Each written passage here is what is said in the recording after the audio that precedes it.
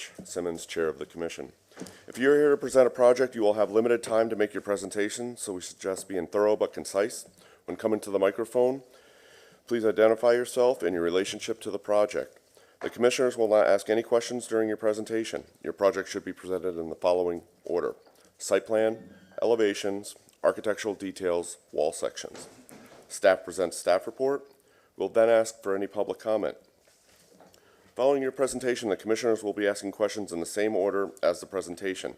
Please state and spell your name clearly for the record. And if you're here to speak for or against the project, your time will be limited to 3 minutes, so take some time now to summarize your comments. Following public comment, the applicant will have 5 minutes for rebuttal. The public hearing will then be closed. The only comments which will be allowed after the public hearing is closed will be in response to any questions from the commissioners.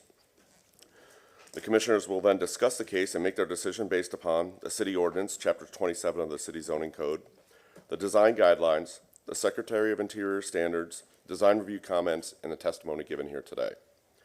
The BLC can only act on items that are within our specific jurisdictional responsibility. Owner agents are independently responsible to obtain any appropriate permits and or approvals. If you haven't already done so, please silence your cell phones. We'll start with the introduction of the commissioners, starting on my left. Liz Welch. Roberto Torres. Good morning, I'm Lee Nguyen. And from staff, we have Dennis Fernandez, Mr. Ron Vila, Alexis Guzman, and legal, Dana Crosby Collier. Okay, you guys have the minutes from our last meeting, which is April 25th. Has everyone had a chance to review these minutes? Any comments or motion? Motion to approve the minutes from Tuesday, April 25th, 2023. Second. All in favor of said motion, say aye. Aye. Opposed? None. Motion carries. Mr. Fernandez, good morning. Good morning, Commissioners. Welcome to this morning's Barrio Latino Commission hearing. Dennis Fernandez, the Architecture Review and Historic Preservation Manager. Welcome to our applicants and to the public as well. I will be brief. We have a very full agenda this morning. I have two cycles of administrative approvals that we'll ask for a motion to accept, one from June and one from May of 2023. Motion to approve the BOC staff approvals from May 2023. Second. All in favor of said motion, say aye. Aye. Thank you. Motion carries. And then motion to approve the BOC staff approvals from June 2023. Second. All in favor of said motion, say aye. Aye. Opposed? Motion carries. With that, we will now go through the disclosure of ex parte communication and conflicts of interest with our legal counsel. Good morning, Commissioners. Dana Crosby Collier with the City Attorney Office. Would like to ask if any member has a conflict of interest with any item on the agenda this morning. Thank you. And has any member engaged in any ex parte communication regarding any item on the agenda this morning? Okay, thank you. Having no continuations on the agenda, we'll now move to the swear-in. Anyone in the audience who's going to be presenting this morning or providing testimony, if you could please stand and raise your right hand for the swear-in.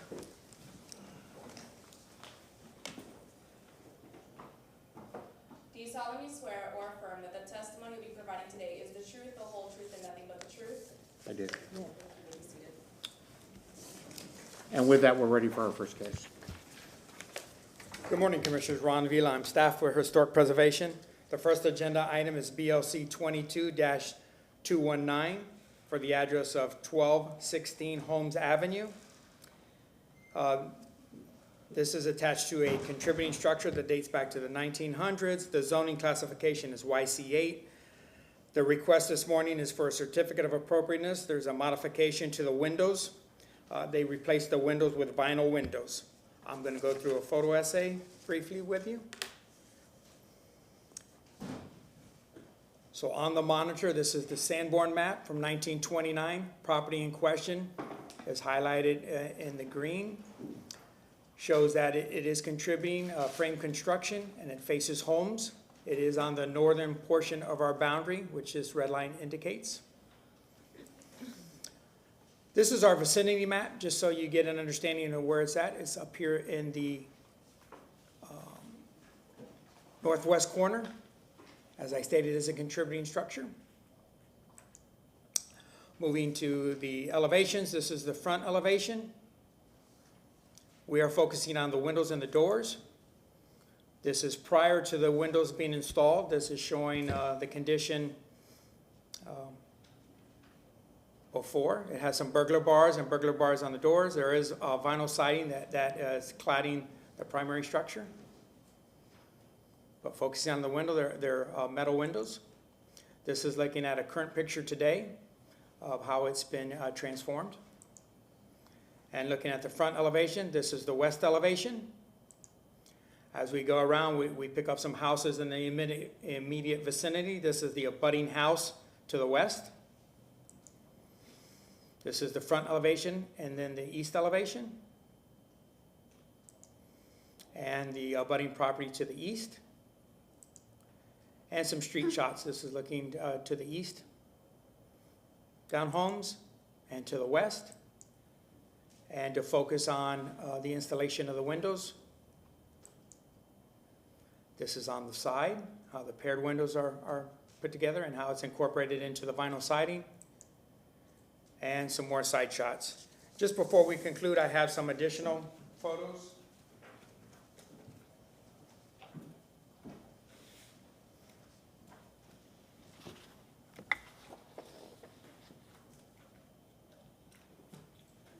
Prior to the installation of the windows, this was the existing condition.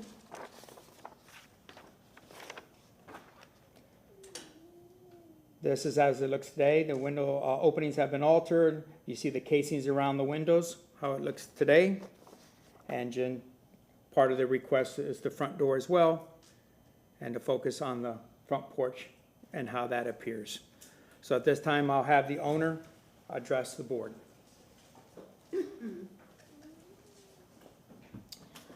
My name is Nelida Cartagena, and I'm the owner of the property. When I bought this property, I bought it for my sister that she have psychiatric problems. She didn't want the house, and I gave it to my niece, that is her daughter, to use the house for some time with very poor, how can I say, less rent. So I wasn't getting enough rent for this property. My sister, I took care of my sister because not even the kid wanted to have her in their house. I was like in anxiety for all these years because, and I have pictures here about how she hit me with knife.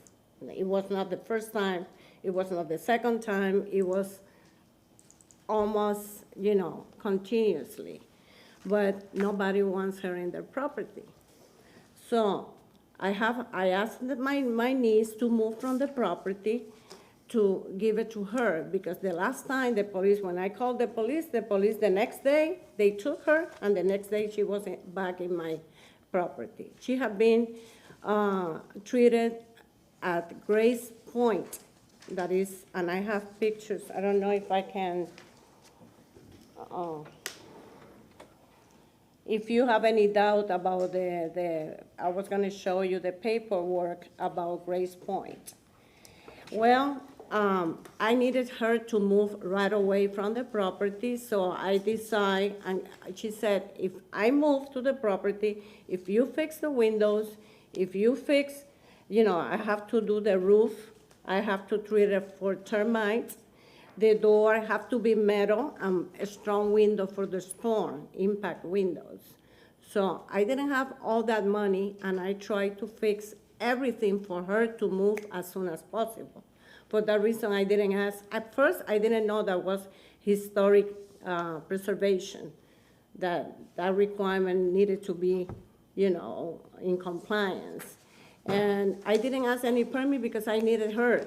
I have pictures how she hit me, and I needed her to move as soon as possible. For that reason, I didn't have time for permit or anything. I didn't even know that. So I said, let's go ahead and do this as quick as possible. So she moved to the property. They already broke in her property. You can see I have a picture of the door. They broke the lock of the door that is there right now. And she keep like trying to clean. It's like she have anxiety to have everything clean and perfect. And like I said, that's the reason why I didn't ask for the permit. And I didn't know about the historic part. I don't have any income from that property. I pay the water, I pay the electricity, and everything is on my name. So when I went to check for windows, because your name, sorry? Mr. Ron told me it have to be wood windows. I kept checking for prices and everything, and the amount, calling Marvin Windows, he told me $2,000 to $2,500. And he knew about the city because he had been putting windows in this area. In my neighborhood, I don't see, my windows were aluminum. They were not wood. The windows and the iron bars, my insurance told me they're not gonna insure the house if you don't put windows against hurricane. So I decided to put vinyl impact windows to be on the safe side. And I was walking around my neighborhood and I didn't see anybody having, especially in that street, nobody have wood windows. No, everybody there, they call me when I submit the letters to different neighbors. They call me, they said they have the same problem, that they don't have the money, and they are low-income people, and they told me they have been keeping the windows the way it is, but they are not feeling safe because they are not impact windows or metal doors and everything needs to stay like that. I couldn't do that with my sister. You know, it was like she demanded me to move from my property, to move if I would do this for her. And that was a house that I bought for her. When I bought it was like $50,000. It was a house, you know, in not good condition. You saw the pictures. So now I'm trying to fix, and I think that the best house in that area is my house, because I have been cleaning, painting, termite treatment. The windows were leaking water inside the property. There was a lot of bugs, and she was scared to move there. Finally, I think she's doing much better since she moved there. She even put the little fence around, and because she doesn't want chicken to go in her house. She's scared in the neighborhood. So for that reason, I did what I did. I don't have any money. I'm 67 years old. I'm gonna retire and get Social Security, and my income is gonna be even lower. The inflation with the window, the price that I got in Home Depot, it was affordable, but now it's more than double without installation. It's around $15,000 with installation. And I have been calling a lot of places, but the prices are like that. So I don't really, with inflation, with my going in Social Security, my sister with the psychiatric problems, and the hurricane season, it was that time when I put the window, it was July 2022, and now I'm getting a penalty for $100 every day to have those windows. So for that reason I'm here, if you can accept me to have those windows. The neighborhoods, the people that I send the letters, they call me. They call me and said, oh, you have the same problem that we have. So I don't know what to do, so everything is in your hands. I think that property next to the other one looks clean, and I don't know. I would love to do wood windows, but, you know, It's very expensive to get those at this time, especially with inflation. Not everybody have the money to put windows. The price is high, very high. 2,000 to 2,500. I even went to do this type gel windows, and they're expensive also, wood and vinyl. And they have imitation and all that, and I have what I spent with the window with the right size. We measure everything. When we went to put the window, there was damage around the windows. I have to spend more money, $300 per day for installation. And the only thing that we put was 2 windows at a time. And the total is 12 windows. So I'm here to have your support. And I love, the idea of historic preservation, but it's an emergency for me to have a house, fix it without the money, and having my sister living there for free with water and electricity. I cannot do more. It has been a lot of anxiety, believe me. So, if you have any question, I brought some, but I think he showed already what I have. I don't know how to go here. This is one. So you believe me about my sister, because I think, okay. This is, I hardly can see this, Brandon Regional Hospital. We have been, I don't know how to zoom this, but she have been in the hospital multiple times. They have been keeping her, but now they don't keep her anymore. They just keep her for one day. She's already having problem with some of the neighbors because she don't want anybody. Well, you know how it's a psychiatric, but she's my sister, so I need to take care of her. That you saw the property already. We put wood around because that's the way it was before, and they were painting in white. They were the same before was installed. She wanted to paint it in white like it was before, so she did it. In here, everything looks clean, and look at the windows inside the property. The property looks gorgeous inside, outside. What I have here, this is my sister's name, patient, that was in December, and explain depression, dementia, anxiety, chronic tension type headaches, memory loss, sleep apnea. She have a lot of conditions. So she's living there because not even the kid. Grace Point, admission in 12622, and all the paperwork is there. You see the property on the side, there was water going inside.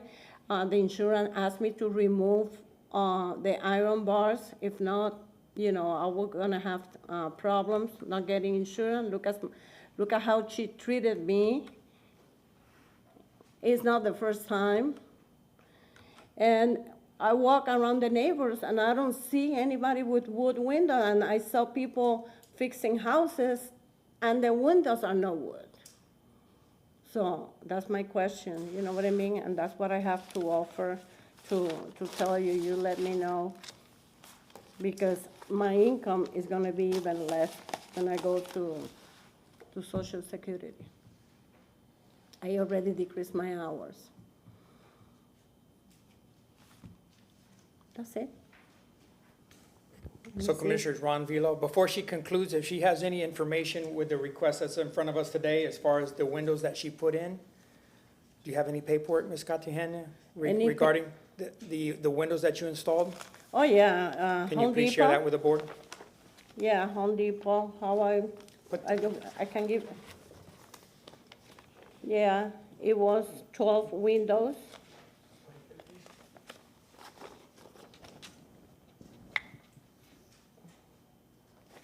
And then I have to order 2 different ones because,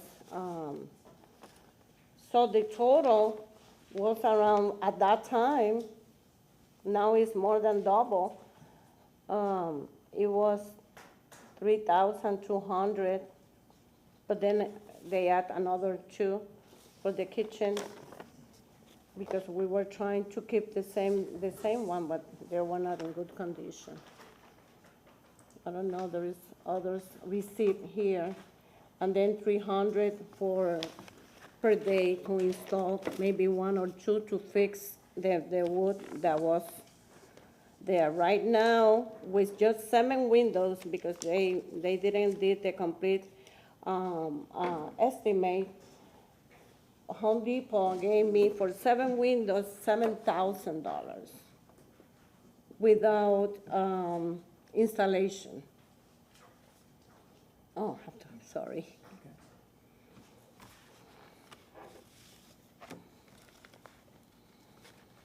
And like I said, I kept calling different companies, and they're over 15, well, like I said, 2,000 to 2,500 per window.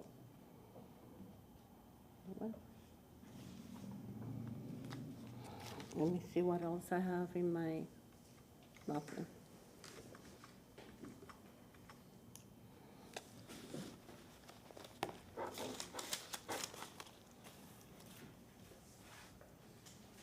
Does that conclude your presentation? I think, yeah. So at this time, staff will move forward with the staff report. We're here this morning because the windows were replaced without approval from staff or the Barrio Latino Commission, and permits were not pulled. If you go to page 3 of your staff report, the application of standards with the Ybor City Design Guidelines are as follows. Windows on page 41, maintain the original size and shape of the windows and the original number of panes. It is important to retain the wood trim and frames on the window openings. Do not alter the size, shape of the window openings. Do not use picture windows or louvered windows. Moving to page 4 of the staff report, on page 29 of the application of standards, talks about building materials, to retain the original building materials and colors where possible. If original materials have been overlaid by such coverings as aluminum or stucco, these additions should be removed and the original material should be restored or duplicated as close as possible.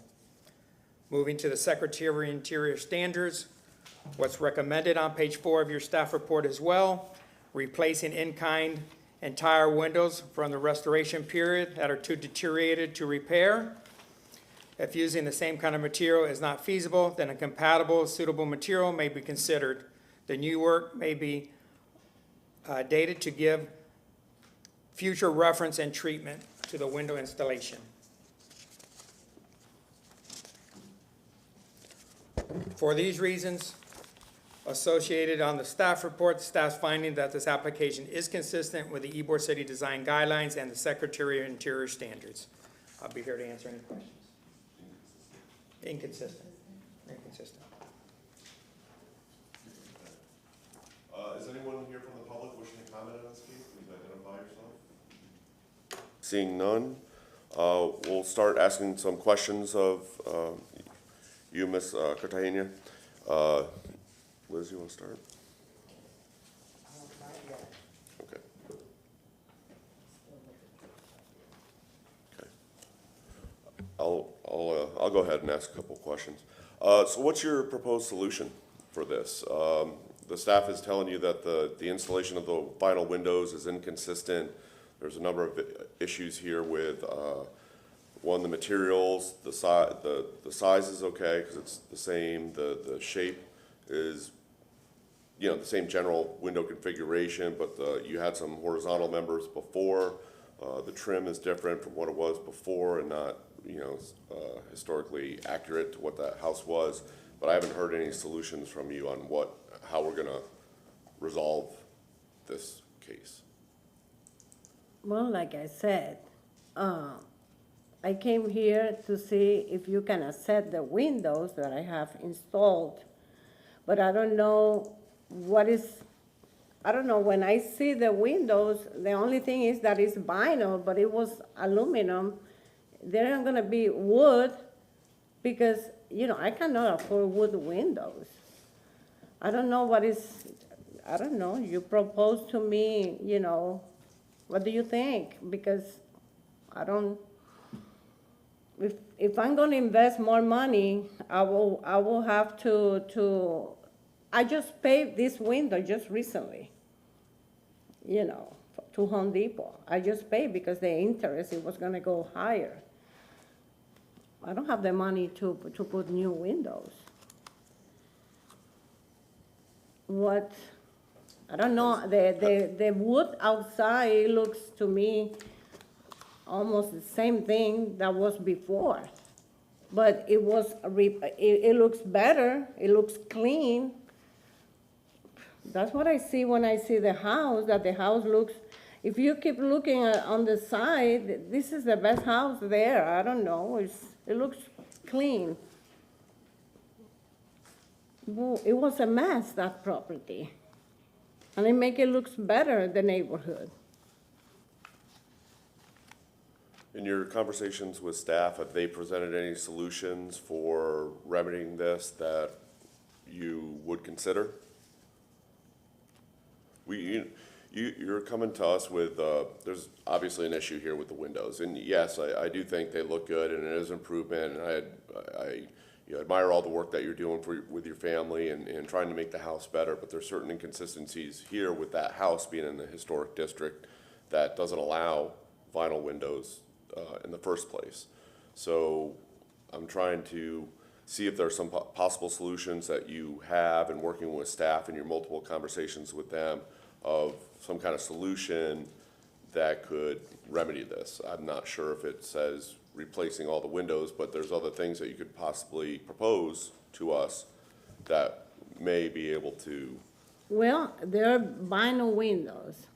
I can keep the vinyl windows and fix the outside, or I don't know, the trim or something to make it look better. I don't, antique, I don't know. I don't really see,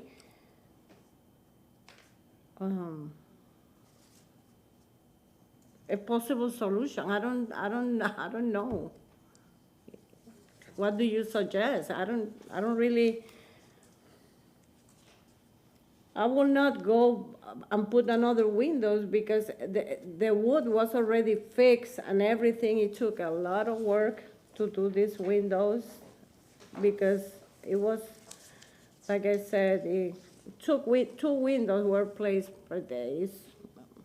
I would not remove all that and make, I don't know, the door can be removed because the door already there. Somebody tried to broke in the property and broke the lock, the area, so.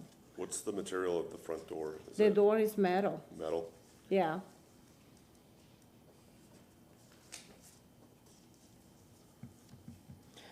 But I see, I don't know, when I see the house, to me it looks antique. I don't know, it doesn't look.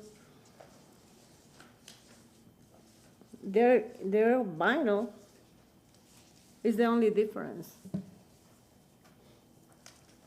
Right now, I noticed that they're using that type of vinyl of Fibrex that looks like wood, but it's not wood, but they're very expensive. I don't know if I can paint the white area for brown color or something like, looks like wood. Have you had the opportunity to look into any grants or assistance from the city? There's a number of restoration grants available to help pay for new windows throughout the city's coffers. Have you explored any of those options? There's a few issues here, I guess, because the material is incompatible with the district for the windows. And then, there's not that many character defining elements, but, I think that the wood trim on the head and the wood trim on the sill needs to be better, needs to be more consistent with the district. And also the muttons, that you have those divided lights on the windows, are the issues that I'm kind of seeing here. Have you talked with anyone with the city for like grant assistance? Because the city has a number of programs that There do was allow you to no replace the windows. assistant. There was no assistant. Have you looked into anything? Yeah. I know your schedule is obviously, your time is There very was limited. no I know funds. you have a lot on your plate. Any discussions with staff on that? There was no funds when I called for that.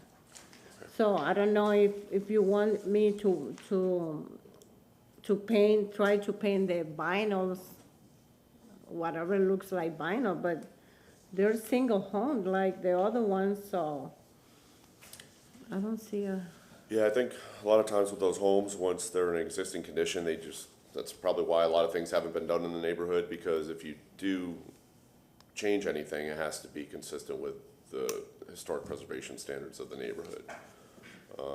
So that's probably why, I think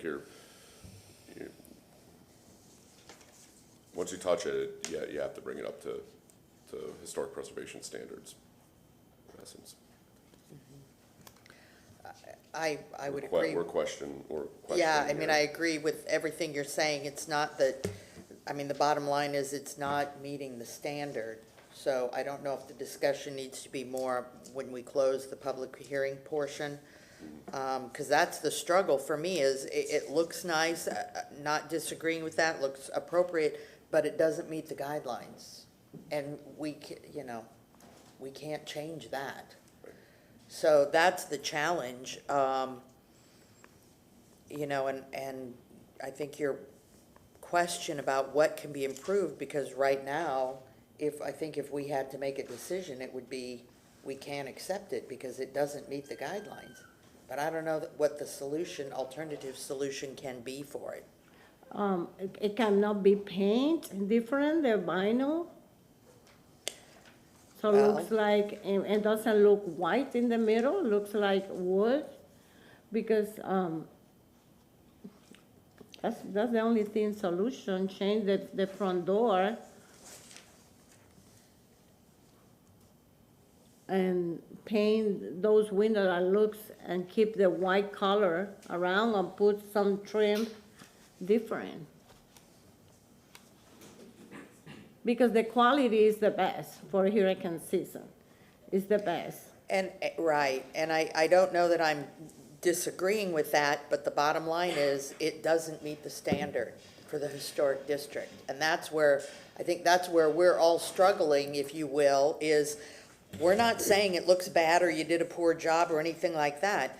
It doesn't meet the standard of the district. It doesn't meet the standard for historic district, and I think that's where we're like, okay, how can we help you, right? Because it looks nice, but I think there is some element of our hands are somewhat tied because it doesn't meet the guidelines. But all the houses doesn't meet the guidelines either, you know what I mean? And I was able to improve the neighborhood.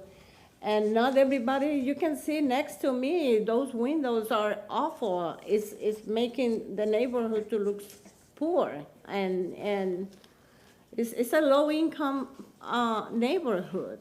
It's very difficult for other people to fix their windows. And I can certainly understand that, and I hear what you're saying, but again, I don't know, staff, I don't know if you've been able to have conversations about what potential solutions are, because it doesn't meet the guideline, and I don't know how else to slice that. We Yeah. tried administratively to help Ms. Cartagena move forward. We looked at different solutions. We provided her with vendors windows that were approved in the past, wood windows that meet our criteria, and we're here today. So we're here today for the request. Once again, she moved forward without approval or permits to do the windows and the doors. So we're here to bounce that off the criteria and the standards that we have. And if the board feels that there's any mitigation that might be possible, then maybe that's part of the discussion today. Well, what possible solutions has happened in the past in working with staff? I mean, Well, we are in inflation right now, so everything costs double. If I remove those windows, how I'm gonna fix it? I will have to put wood, plywood on top of that.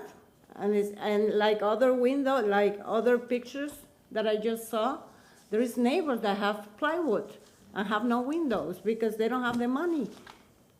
We are in, you know, there is people have no meat to eat, no beef, chicken, or corned beef or something in a can. How I'm gonna spend more money when I'm fixing the neighborhood? No, I saw Plant City. Plant City have historic places, but not all the houses follow the guidelines because it's difficult. Some of them follow, and you can see what is the more antique and everything, but I don't know, I just think that it's safe for my sister because they're hurricane. We are in this season, and when we did this, Irma was very close to Tampa, but it turned. So I was glad that I have those windows. I was glad that I had it because we were scared. These are old houses, very old houses. And to me, I don't know if you want me to change the trim, the front door, I can do that, but we are in an emergency preparedness right now for, you know, for the hurricane season, and I don't see any other wood windows to be safe. It's not to be safe. We need to look for safety also issues. It's not just to looks, because we want this to look. I think all the houses, not all the houses look good in that neighborhood. How long has your sister owned the house? She doesn't own the house, I own the house. How, I bought it, wow, 2000, probably 2000, I don't remember exactly, but when I bought it for her to live, but right, okay. So when you purchased the home, you were purchasing in the historic district then. It's not like the boundary changed, right? So when you purchased in the historic district. I Right, don't know so how that- long, I don't know. I'm not sure when that boundary, that's part of the area that had the expanded boundary, but I don't know which. When came- that, yeah, okay. Which one came first. You know, I don't remember, never heard that somebody will change the windows because historic, I never heard anything like that. So, well,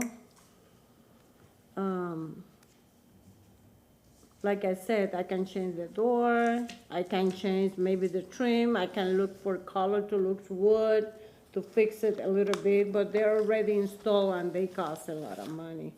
It was my fault that I didn't ask for a permit, but, in a case like that, that is an emergency, an old lady that is taking SSI, maybe not even $600, I decide to pay for her to live there.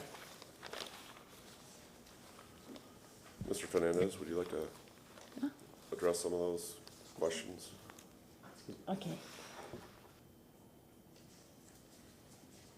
Dennis Fernandez, Architecture Review and Historic Preservation Manager. Trying to seek a solution has been something that the staff has been engaged in for quite a while before we got to this point. I did want to kind of give you some context of the Secretary of the Interior standards, because I know we're kind of relying heavily on the guidelines, which is you know, obviously the primary component of reference. In the Secretary of the Interior standards, it begins to sort of evaluate properties a little bit more from visibility. So it has sort of a hierarchy of importance around the envelope of a building, with the front of the structure being, you know, the highest priority for the most accurate preservation, and the sort of diminishing as you move around the structure. So, you know, that would be an option if you feel that there is an economic hardship that's in place, if you feel that the applicant has adequately demonstrated that. You could move towards, you know, essentially a mitigation of the impacts. This area was incorporated into the historic district in 2013. It's still, you know, although 10 years, it's still moving more towards, you know, some of the vernacular changes that we see within the core district, south of I-4. So there are other structures on the block that, you know, the property owners haven't engaged in any work, so they're still retaining materials that are inappropriate, and this takes many years to get to a point where you fully realize the elements of each structure. It's still ongoing in many districts that we oversee. So I just wanted to offer you that as a concept, if there's a willingness to try to prioritize the front with the windows and the doors on the front, and then perhaps mitigate the sides. One element that successfully has sort of screened windows is wood screens that kind of are applied over the window, so you don't necessarily, it kind of obscures the view of the window and the material. So there's some solutions out there that you can consider and discuss and see if they're applicable to this particular situation. Thank you, Mr. Fernandez. Do we have any other questions for the applicant right now? One of the things that we haven't seen is a picture of the windows that were historic. And does that exist? The pictures, Do we know if the historic windows were 1/1, or did they have mullions in it? You mean before the aluminum ones were? Not the aluminum ones, You're right, but before that. before that. Right. aluminum. The original windows. They were No, aluminum. before the ones that you replaced here, what did that look like on this house? Do we- I don't know. I don't know, staff, that may be a question for Yeah. staff. What it was before? Those are, just. Ron, can you please? It could be. Commissioners, Ron Vila, staff with Historic Preservation, so we have no reference photos prior to it becoming a district. You know, when you look at this area and you look at the stock that's there, they were not elaborate windows. A 1/1 window, probably, a 1/1 wood window probably, but would have been the window that would have been incorporated into this modest cottage.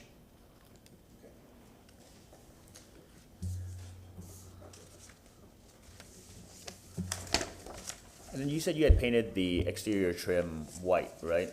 At this point in time? It's just, It was- we're looking at pictures that were before it was painted? It was,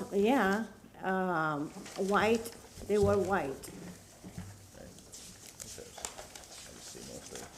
Oh, okay, those smaller ones, I missed those. Hey.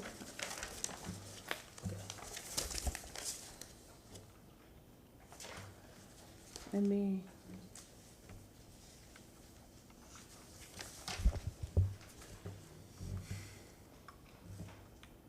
Maybe if you want, I can change the front door. You know what I mean? Some of the windows. Do we have any other questions for the applicant? Questions? Well, I may ask, I think before we had approved stuff based on economic hardship, I think that was specific to a fence, potentially. So that application was specific for a fence, so it wasn't just a generic But it's vinyl. economic, It's a vinyl thing. a vinyl fence, yeah, okay. Okay, you have we're done asking questions of you right now. We'll probably have some additional conversation, but we're gonna keep this case moving ahead. You have a few minutes for any rebuttal if you want, before we close the public hearing, if you'd like to say anything else, and then we'll have some more discussion. But I Yeah. think you, I don't know if you want me to remove the front, that two windows can be removed and put wood windows. To looks from that side, it looks, meet the guidelines, I don't know. okay. Well, I think we're gonna probably come up with some kind of solution here for you. We're gonna keep the case moving ahead, so we're gonna go ahead and Okay. close the public hearing. So we're gonna discuss the case amongst ourselves, and we'll probably float some ideas to you. And we'll ask for Okay, some, if it's okay with you, so. I think staff had, I'll go ahead and start. I think staff had a few good ideas of, I think certainly there's some economic hardship here, that's going on, and I feel for you. We're all feeling the case for inflation. This is a case that seems to be coming in front of us more and more in that area. A lot of the residents and Yeah. property owners don't, don't know that you're in a historic district. I think we've talked in previous meetings that there's certain education programs that go on with the closing of the houses, and also flyers by the city to make sure the neighbors know that, you know, you can't use vinyl, you know, for fences or windows. And, you know, I think there's a couple things that you did here without the permit or coming before, you know, the barrio for even, like, could have been a staff level approval. You might not have even had to come in front of us. But maybe there's some kind of, you know, based on economic hardship, maybe there's a few things that we could do. I think the front door needs to be changed. The 2 front windows need to be changed. Go back with a 1/1 wood doors. And I also think there's a number of programs and grants out there for window replacements within the city.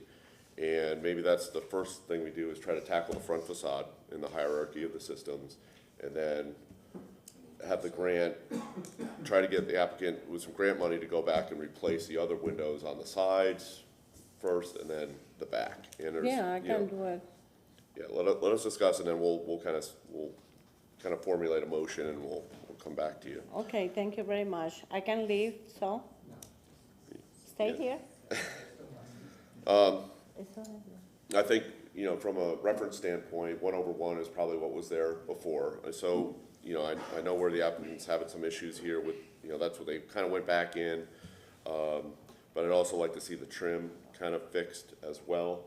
So a larger header board, fix the sill to make that more consistent and follow that typology through the windows. But I think because of the financial or the economic hardship right now, let's focus on the front, and over time, I think the applicant needs to bring the rest of the windows into compliance.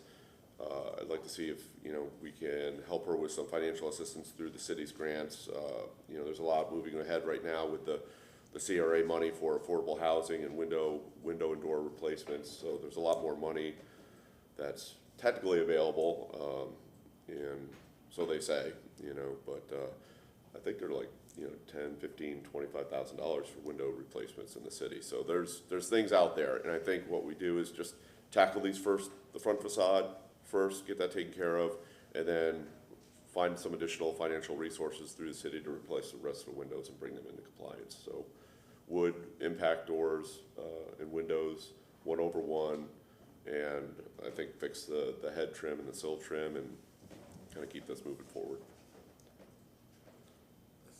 But, you know, it is, but the issue is it's still inconsistent with the district, so, you know, maybe there's some kind of solution. I don't know if we could set a time limit on something like that, you know, the first couple windows, and, you know, within 3 months, I think. Well, the she's applicant being said it's penalized fine. $100 a day. That's what I was gonna say. I mean, if we can find some sort of relief or put a pause while we find a solution. You know, we don't have purview Well- over that, but I think working with the city to show the best interest that, hey, we're gonna, you know, she's gonna fix this and make this right over time, doesn't have to be done all at the same time. And, you know, I think she made a point with, she doesn't want plywood, but they're gonna replace your windows one at a time. They're gonna pull one out, put a new one in, button it all up, and then move on to the next set, so.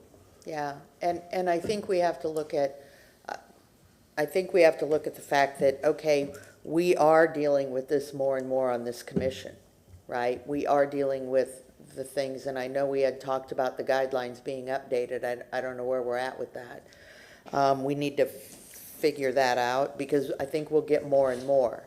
The other challenge that I have is, and I'm not opposed to any of the ideas or the suggestions that you maybe brought up. I think my question would be, is if the staff has been working with the homeowner consistently, and there are options for a wraparound, you know, levels of options, were those not discussed and an option, and did the owner not want to pursue that? Because again, it's gonna be additional dollars. I don't want us to compromise our standards, but I understand the situation. But to go in and install windows that don't apply to the district, okay, I can see where that could have happened, but, you know, also to have them installed and not permit and not, you know, it's like, okay, wait a minute. And I think you know, I don't know if that's the answer. Is it a hardship to replace them? Yeah, it's gonna be. Yeah. you know, it's gonna be a hardship to replace them. I've had a couple projects recently, both with SHPO and National Park Service approval for use of vinyl. Not in windows, but in wood trim where it was, you know, far enough away that you couldn't walk up to it and touch it. I don't think that the vinyl per se is a violation of the Secretary of the Interior standards. And I've got a project going on right now that we did replacement windows, and they insisted that the replacements were exact duplicates of the originals. And that would be my concern, that the existing windows, not that they're vinyl, but they're a different size, the trim size, you know, because it's vinyl, it probably has to be bigger than it would, if it would have been wood. So are the trim pieces exactly the same as what Right. the historic wood windows would have been? For me, that's a bigger issue than the materiality of it. And that makes sense. And in that, with that being, I get your point and I understand what you're saying, but when we come back to the standards that we have to abide by, they say what the material is, Yeah, or the supposed to guidelines, be, the the district guidelines. guidelines are pretty specific, no I vinyl. know, and I hear you, because I'd love to be able to, you know, figure out a long-term solution, because to, you know, the homeowner's point, there are a lot of properties out there that need to, or want to, or are going to be updating their properties, and we're gonna run into this over and over and over again. I mean, certainly the windows in this property, if you look at what's on our screen and look what's next door, they're a lot better. Right, Than the I'm not, aluminum yeah, ones I'm not that- disagreeing with that. And that's where I think my frustration is that our hands, you know, we are brought onto this commission to adhere to the guidelines. Yeah. And that's our job up here, and it's like, okay, so I don't know that I like your proposed ideas, Rich, you know, for some And their possible ideas, I mean, solution. you know, I think, you know, what we have in front of us is that the case is inconsistent, you know, the Yeah, vinyl, it's can't very- have it's vinyl windows. inconsistent. But what I haven't heard from the applicant is what's the solution? How are we gonna fix this? Because Right, we're held to that standard to say, yes, this is inconsistent, we can't support this, right? But we gotta meet in the middle somewhere. Right. What's the solution? And I haven't heard any solutions from the applicant besides economic hardship, which, you know, I understand, we're all feeling it. Right, we all feel it. But, you know, there were no permits, there was no CA, even on, this could have been any pretty easy staff level. There are no historic photographs of the, you know, but I think you could take a best guess of what would, you know, be most consistent. Right. For that house. There's plenty of, representative projects or samples to look at, references. and I guess you're right, I've not heard a solution other than from us or, you know, staff. So I don't know if the expectation is that we just approve the project as it's been done and move on. And yet we've been able to offer some solutions. I'm sure staff has tried to offer the solutions and maybe they just weren't acceptable at the time. But we're gonna need some kind of solution here. Yeah, So- I think the problem with that as well is that, like you said, we'll likely be, with the incorporation of this district and with some of these areas, it's a tough situation because historic preservation does cost money. And Sure. it's an extra layer of money on top of a general renovation or, you know, renovation effort, right?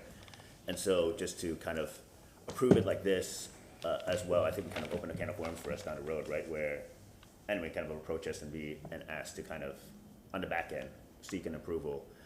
So I think there has to be some sort of mitigation as well, potentially, and try to be as reasonable as possible due to the economic circumstances. I do agree with Tom's point that I don't think the materiality matters as much in certain instances where, you know, the average person passing by would not realize it's a vinyl window. They won't know, they won't think about the And it materiality. looks nice. If it looks like the windows next door. So is there something that we can do, like, maybe to the chair's point, like, can we replace the front aspects, and then maybe to Dennis's point before, like, can we add maybe the wooden screens on the sides, something like that, to kind of maybe not have to replace the side windows, but then mask them with a wooden screen and then kind of add those elements so that it's a much more cost-effective solution for the applicant as well.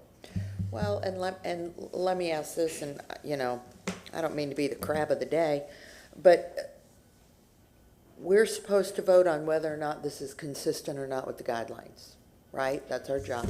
Is it consistent, yes or no? The answer is no, it's not. So if we're that black and white about it, then right now she would not pass. And I don't mean talk about you like you're not here, but she would not pass. We're talking quietly amongst each other. But that's our job, right? So in the solution arena, is it our job to provide the solution? Or can we recommend that she go back and work with staff on possible solutions that we've suggested? I don't want this group of people to get in the business of having to solve it all. I hope I'm making sense.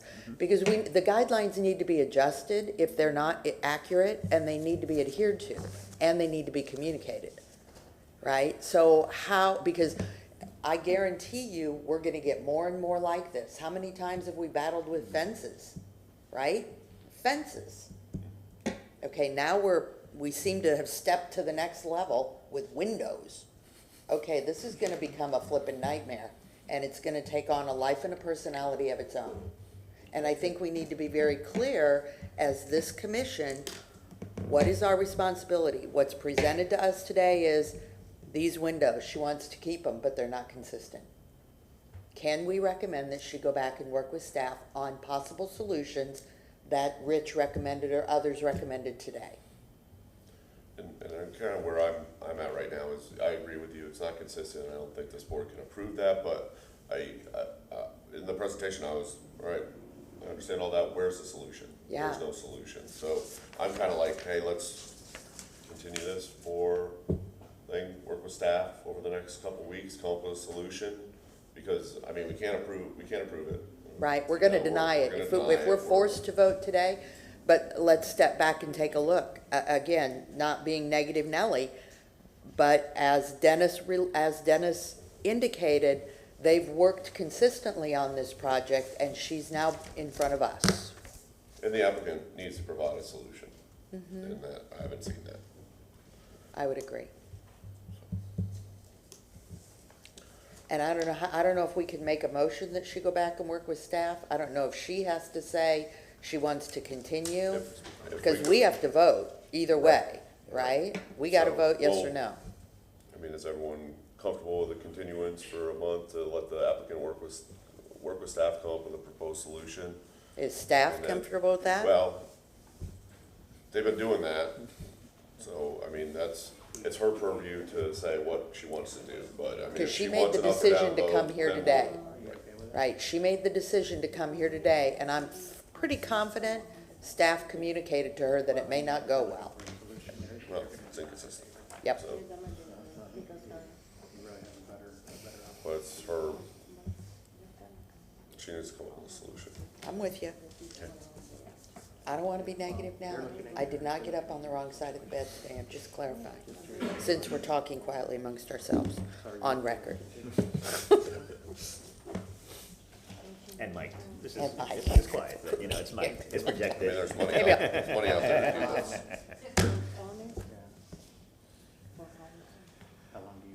This falls within the affordable housing pot of money, and there's programs in there. That's on record. She talked specifically about that at the CRA board meeting on Tuesday, last week. I'm losing days, where she talked about the rehab grants that are available through the city.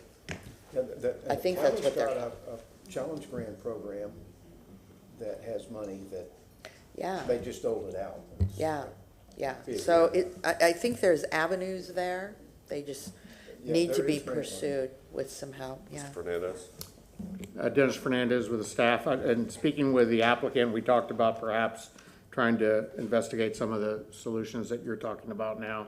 I do feel that 30 days would be overly aggressive. If we could give her 60 days to be able to kind of reach out to some of these sources. So she is agreeable with requesting a continuance for, until the September 26, 2023 public hearing at 9 a.m. Am I allowed to ask a question? You know, we have a request on the floor. I think that you should focus on that. Okay, so motion is to continue case, wait, where did I move this?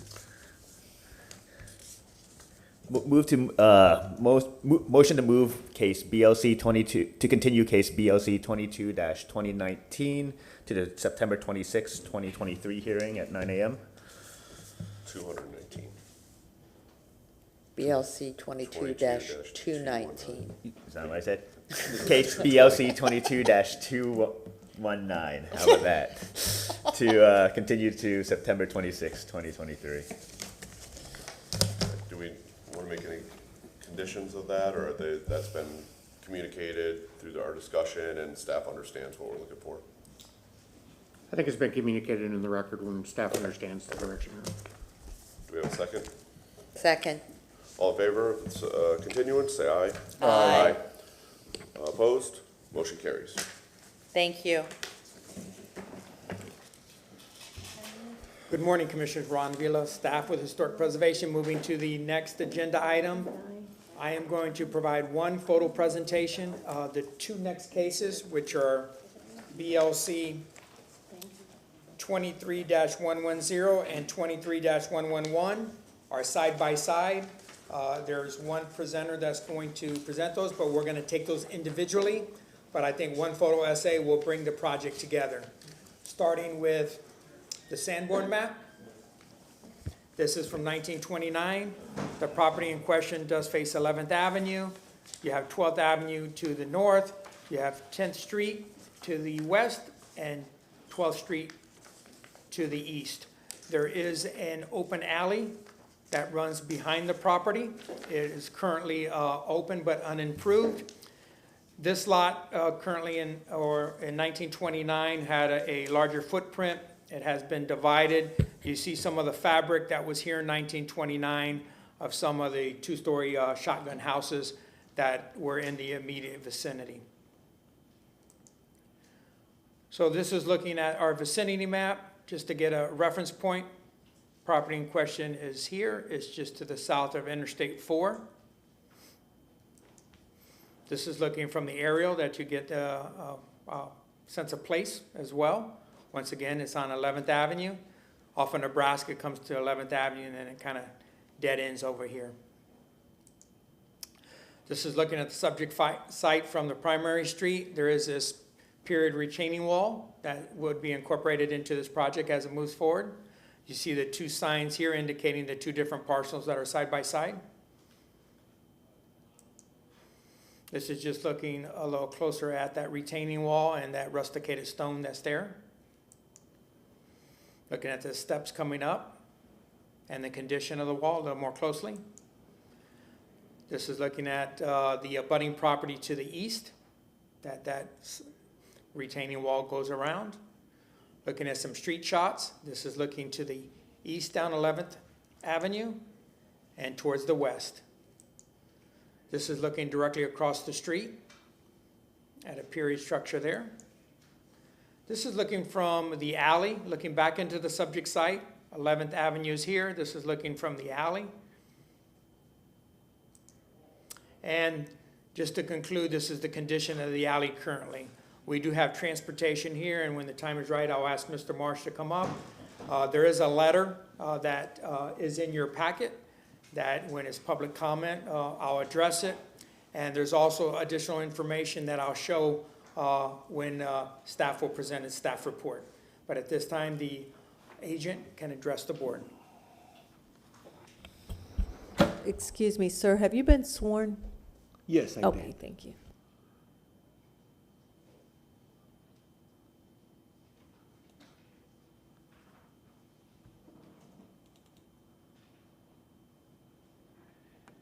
Good morning. My name is Álvaro Rodriguez. I am the architect of the project. The project is located in 942 East 11th Avenue, and this is called Unit 1, and it's set up that the city is on the address from the city of Tampa. This is the site plan that we propose for the project. We have the lot dimension is 100 feet long, and the width is only 26 feet, 26 and a half. It's a narrow lot. I propose a residential single-family vernacular style according to the area. The front setback will be 22.3 feet. That is according with the average setback that we have in the whole block. The side setback for this property is 3 feet, but in order to keep the 2 feet setback that I need to propose for the overhang of the roof, I propose to have the setback on the sides as 3 feet 7 inches. The back setback will be 37.5 feet. We propose that in order to have the 18 feet for the car, plus the 24 feet that we need to back up on the alley. Parking will be for 2 cars on the back of the property, and AC pads will be also proposed on the back of the property. There is an existing sidewalk in front of the property. New sidewalk will be proposed from the existing sidewalk on the right of way to the front porch. We will have a couple of stairs because the property is 16 inches above existing grade. We have to propose 1 stair to go to this is the average setback. This is the note for each one. But we have to raise the grade level, between the grade level of the property and the sidewalk. There is a difference around 18 inches. We have to propose 1 stair there. And then we have to go grade level to 24 inches above the grade level for the front porch. This is the site plan showing the complete alley. This area of the alley is already improved. This is 12th Street Avenue. This is already, it has pavement. We only propose to extend the alley to the property. We don't propose to improve the alley, anything else. Just, we're talking about 100 feet or improving an alley.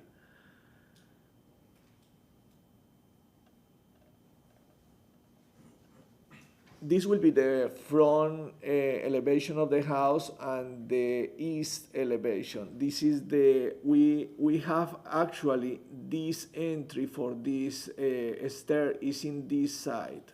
We propose to remove this, use as all the material that we can use to change the entry for this property to this center, because we cannot have it here. We have the grade level higher than the sidewalk. This is the first stair. This is the sidewalk, and this will be the second stair that will go to the front porch.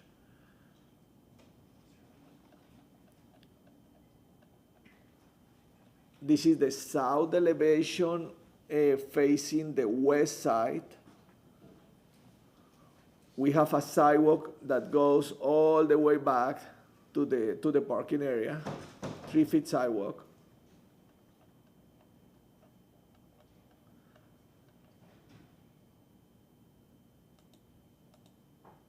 And this is the back side of the property. The AC units will be on this side, and we propose this area for storage of the trash can.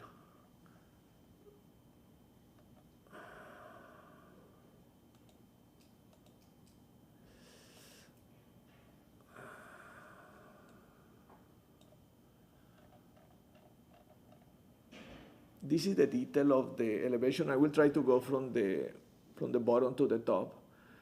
We will have a stucco finish from the porch level to the grate. We will have brick veneer columns on the porch, and we will have PT wood railings for the front porch. The columns will be concrete columns with 4 inches hardy board around it, on the top and on the bottom. And the cut for the columns will be a concrete cap. The windows will have a trim, 6 inches hardy board trim, and we will have, the siding will be 6 inches green hardy board siding. concrete cap for this side. We will have a concrete concrete roof finish for the porch. Between the first floor and the second floor, we will have siding, and we will have 6 inches cement board around this bottom and this top, with trim 6 inches on the sides. The second floor will be wood. We will have 6 by 6 columns, but will be wrapped with hardy board trim and with cement board finish. The top of the gables, the gable end will be a stagger edge hardy, and we will have a 6 inches trim on this, 6 inches cement board on this side, and 6 inches hardy trim on this side. The rafters will be exposed rafters that is typical for that area with 2 by 6 exposed rafters, and the roof will be shingle.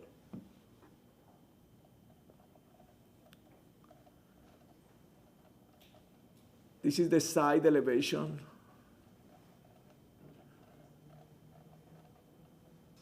We will have against the concrete block wall that goes for the stem wall, we will have brick veneers to emulate the columns that are for that type of house.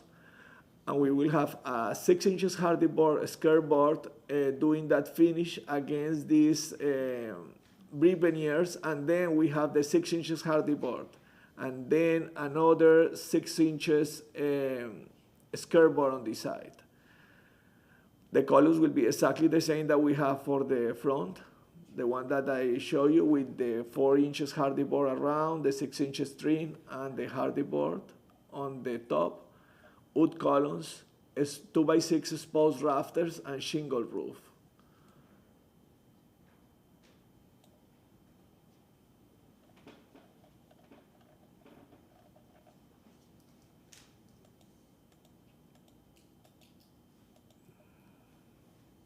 This is the back elevation. We will use exactly the same material: hardy board, hardy trim, skirt board, stagger edge hardy, shingle, and 2 by 6 sport rafters. This is the other elevation, the same material.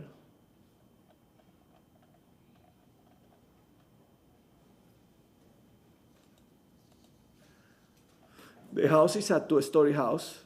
The first floor we just have 2 bedrooms with a living room, a stair to the second floor, and 2 bedrooms on the second floor. 2,350 square foot living area. This is the section of the house. We have the footing, a stem wall, 24 inches high, stucco finish. Then we go to the skirt board on this corner, on this area. Then we have with siding against to the concrete block wall. Then we have again the skirt board on this area. And we go to siding to the second floor.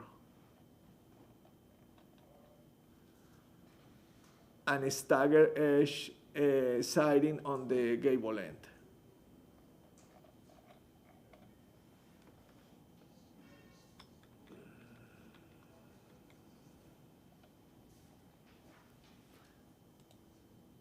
This is the detail of the spot rafters.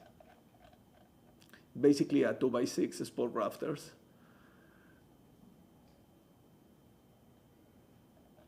A shingle, the plywood. The windows will be recessed. We will do the same that we do on the concrete block wall, that basically the window will be 2 inches back. This is the detail of that window. And the same for all the wood siding, skirt board, wood siding, skirt board, stuccos and finish.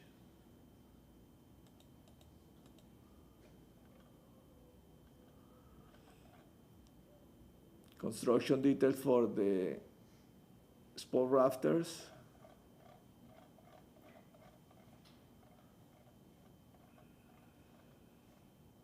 This is the detail for the column.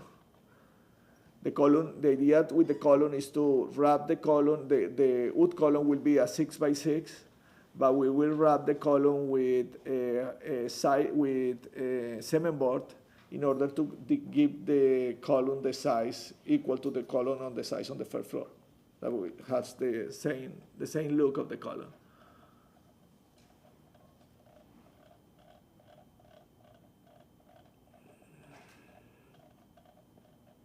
Detail of the column on the second floor. The column is half column on the second floor. I will show you I show you that on the elevation.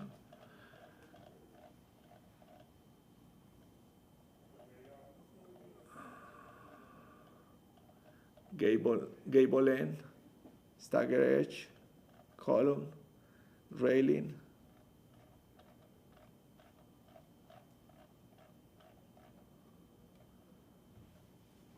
Construction sections is the same material, is the same finish, just a standard house, concrete block wall, first floor, lumber, wood studs on the second floor. This is the section on the porch. I try to show here that all the windows, this is the front, I cut the porch exactly on the middle. I try to show that behind the lintels, the windows will be exactly the same trim. This is the detail of the railing on the first floor and on the second floor. The railing on the first floor will be lower because it's more historic, and because we don't have more than 24 inches high, I don't have to go with Florida Building Code regulations about the height. But on the second floor, I don't have that flexibility. I have to go with 36 inches, even though it will be a little higher, but everything will be 2x6, PT 2x6, PT 2x4, PT 2x2, and PT 2x4 on the bottom. And this will be the bottom of the railing. The same for the 6 inches high railing.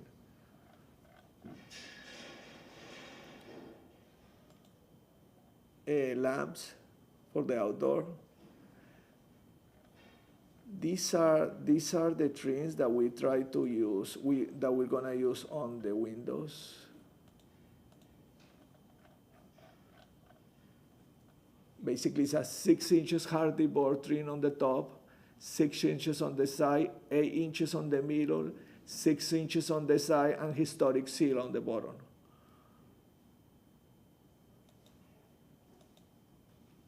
The single window will be exactly the same without the 8 inches that is on the middle of the other one. This is the look of the historic seal. Windows will be Gelwin windows. I will show you the specs for each one of these materials. The colors that we use is according with the Ybor City palette that Ron has on his office, and we took the color, the renderings coming from this palette. These are the examples that we took in order to do the columns, half columns, columns on the sides, gable in the front, window in the front, stairs, railing on the top. These are all the examples that we took for any one of the elements that we took in this house. We bring this more to see that there are houses 2-story on that area. It's not all of them 1 story. No, there are houses 2-story, and the address is there. These are more examples about the wall on the front. This one has the wall on the front, the 2 columns, half stairs, sidewalk, half stairs, and a porch.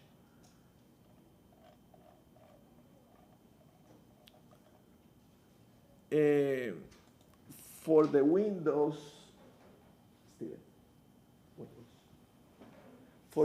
and the brick,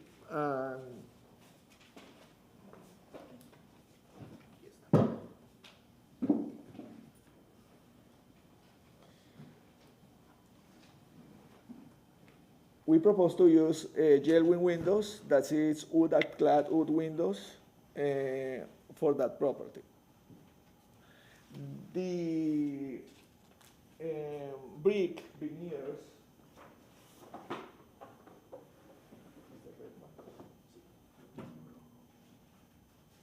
and this is the brick veneers that we're gonna use for that project.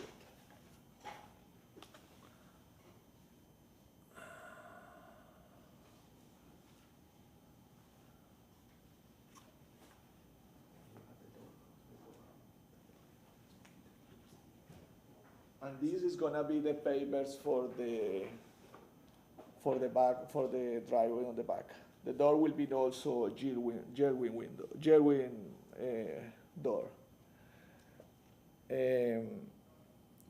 Any question? I think that this concludes my presentation.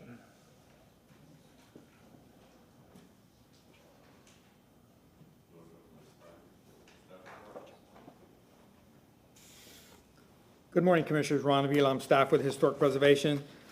In reviewing this project and the plans that were submitted on July 4, 2023, staff's finding that this application is consistent. Under conditions on your staff report on page 3, the majority of the items were addressed this morning, but just to go through them, some of staff's concerns in reviewing the project was that if any fencing that was going to be incorporated in the project, that it would be shown. He's not illustrating any fencing at this time. That's something that can be delegated later on. If the house is sold or somebody gets into it, we can handle that administratively. The final retaining wall solution, the retaining wall is an important component along that block. He had talked about there's an opening now, and he's going to try to reuse the historic material that's there to patch in where he needs to and then open up for the two houses, although we're only dealing with the one right now, but to try to use that historic material. The front yard grade, elevation from grade and setbacks were addressed this morning, and he is consistent with the fabric along that block. He showed a door on the elevations, and then he showed a door independently, and they conflict a little bit. So the final selection on the front door. The reveal of the piers and the installation of the siding to the corner boards is an important component, that you have that shadowing, and I think it showed up on the rendering that he had, but if there's additional questions, he could show that rendering so you could discuss it. The rafter tails and the fly rafter are also an important component that were expressed and showed the dimensions, so I'm comfortable with what he provided. The windows, the operation of the windows, it appeared to be a single hung window, but in some of the illustrations it showed a casement operation, so if he could distinguish which one he's going to provide today for approval. And then lastly, I'd like to address the alley. There is a letter in your packet that was submitted to our office, so I wanted to incorporate that as part of the finding of fact with the alley. We do have Mr. Marsh with Transportation here, and then as of yesterday, the city's position, I went to right-of-way, and we reviewed the condition of the alley. The alley is an open alley. It's unimproved. It has not been vacated. We have no indication that it's been vacated in the past. The alley in question is here. It comes from 12th Avenue, comes from the north, and then it goes east and west behind the subject site, which is Lot 20. So the alley is an open alley. There might be some language or discussion this morning, but I have that here, and then we have Mr. Marsh here to answer any questions. So that concludes my portion of it, and I'll be here to answer any questions. Would you like Mr. Marsh to give a presentation, or is he just here to answer questions? I think he can add some credibility as we move forward. Okay. John Marsh, Urban Planner 2, Transportation Engineering. I amended my original review. I had no problems with the actual site. Site was fine. We went over some issues of the DRC. But with this newer issue with some of the comments about the alley, I kind of added an updated letter yesterday, which I'm going to read.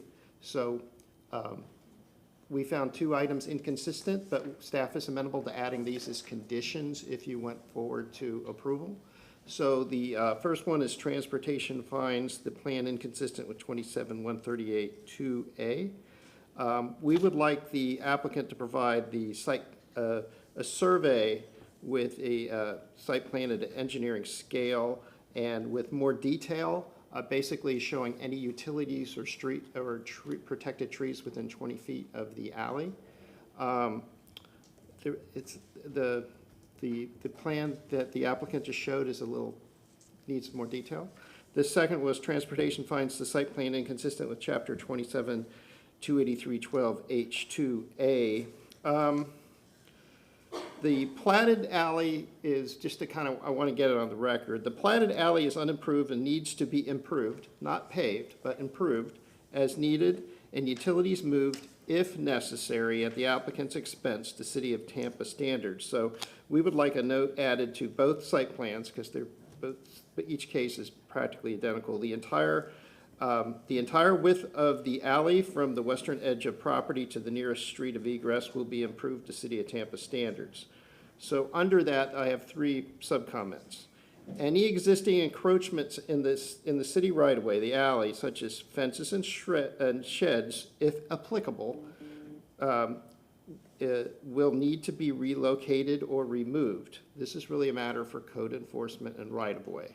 Transportation is just calling that out.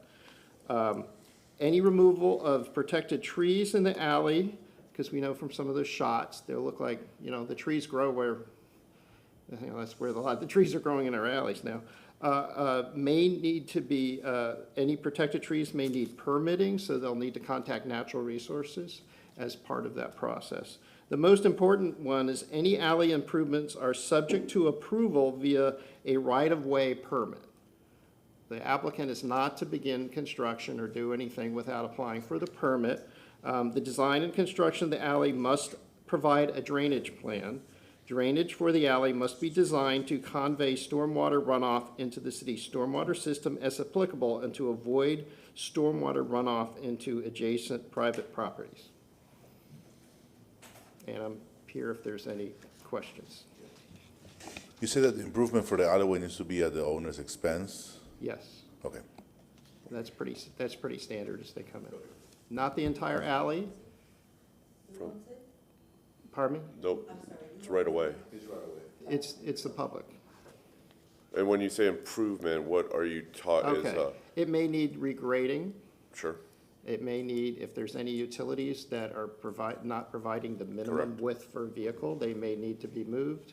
There may need to be some trees that may need to be removed as well, and that's kind of a call between the right-of-way engineers and natural resources.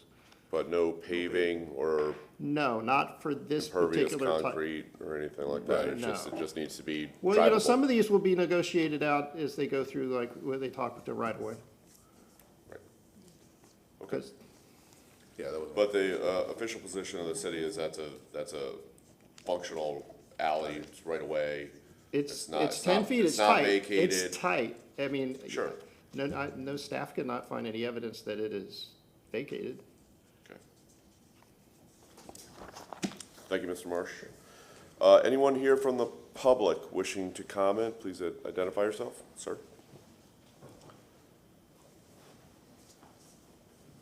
Please state your name and address for the record. Sir, have you been sworn? No. I would suggest anyone who intends to speak who has not already been sworn, go ahead and stand up now and be sworn. Do you solemnly swear or affirm that the testimony you will be providing today is the truth, the whole truth, and nothing but the truth? Yes. Yes. I'm here this morning I am a property owner in that area. I own property in that area almost 50 years. I lived in that area.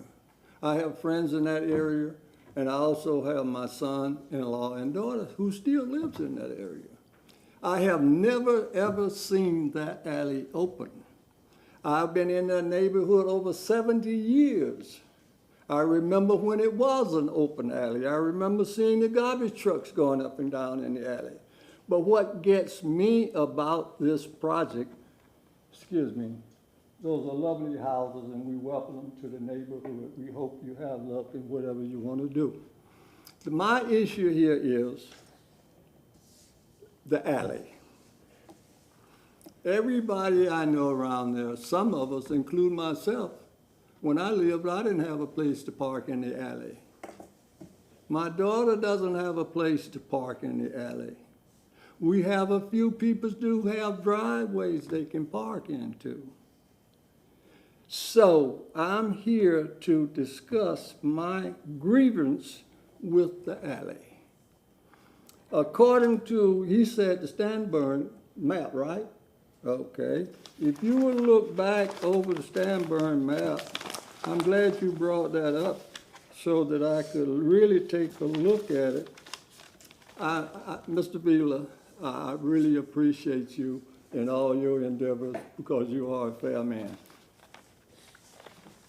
I need your help in discussing this one item here. The alley he's talking about does not go to 12th Street. It's private property between where the alley ends and goes to 12th Street. Now, in the past, it was a little street that came off of 12th Street that connected with the alley where the garbage truck used to go up into, but the city closed that street and gave the property to the church across the street. And if you will look on the map down here, you can see where it ends because the house is on 11th, but right back to where the alley is, so as no one can go all the way across there. It stops at the alley. The street did, but it's no longer a street because the property was given to the church. That's my beef. Honestly, I really love the neighborhood. He know I love the neighborhood because I did a lot to try to improve the neighborhood. And I was glad to see my houses on the teleprop because they looked good. And we try to do all we can, and we're trying to be as fair as we can. I have some neighbors here who live in the area. There's a new gentleman who just came in. There's one been over there forever, and there's back there forever. And I miss the neighborhood being what it used to be. I shine shoes in that neighborhood, sitting on the steps where the houses I bought, because my dream was to own property in that area years ago. And so my dream was completely, and I'm very satisfied with what the city has did for the area. I was one of the first to sign the petition for that to become a historical area. And I'm thankful that it has been become, and I'm thankful for the people who live in there and want to keep it. And I'm thankful for the people who coming in and want to make it progress. So I'm just thankful for the whole situation here. And I know my friends behind me know that we're going to do the best we can to help this situation. But that's that word. Mr. Beeler, would you come here, please? I have cite this here. Benny, I gotta hear this a little bit better, so we can share with the commissioners. Okay, This is the same one that you have there, but this is in color. okay. So if you wanna, you just have a couple My of minutes sight to is- wrap it up. I can't hardly see that, my sight. Want me to help you So out? that's why I need you to help Sure. me. Show me 11th Avenue, 11th Avenue's here. okay. Show me the alley behind 11th, between 11th and 12th, Is here, okay. and then Now show me 12th Street. 12th Street, here. Is that alley going between 11th and 12th, going all the way to 12th Street? It does not, and that's not how it was platted either. It comes from 10th Street, behind your houses, Yes, behind the subject site, okay. and then it And it gets, stops at Center Street. and then it bends up. This is still Right. open, this is still open, this has not No, been no, vacated. no, no, it was closed many years ago. I was informed that that property was closed and given to the church across the street. So my issue here is, how can they egress or ingress that property to park? Because the street is there no longer, and the property is private property.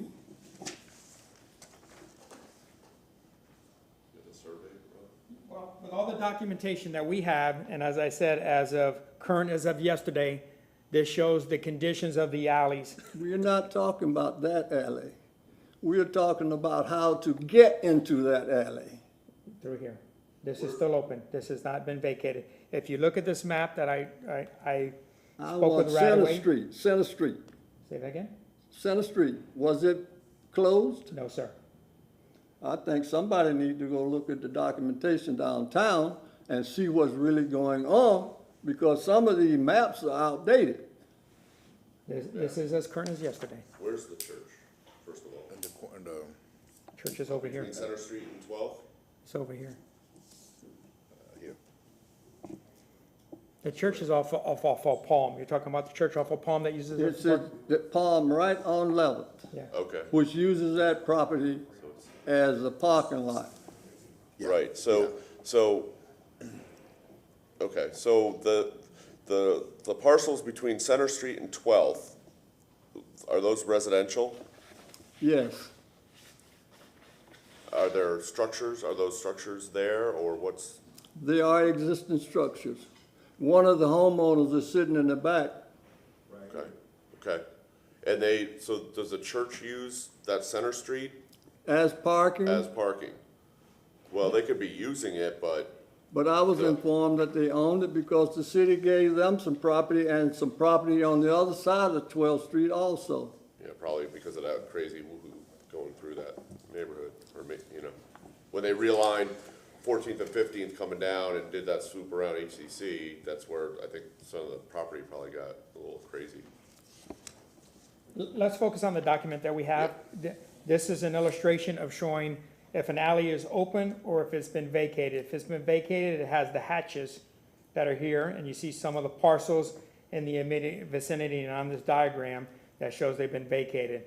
There is nothing here, and as I stated, I spoke to my colleague, and as we know, this is as accurate as of yesterday. Okay, even at that rate, how can they enter into this alley behind these houses over private property? The alleys, and Mr. Marsh, you could correct me, the alley is a public thoroughfare. This is not private property.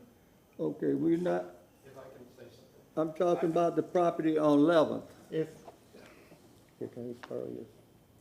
So, the issue in question is this little thing here, which to me looked like an unimproved street. I couldn't find, in my reviews, and as we're building more we're dealing with more weirdness as in the city as stuff, all the easy stuff is done and stuff is being redeveloped.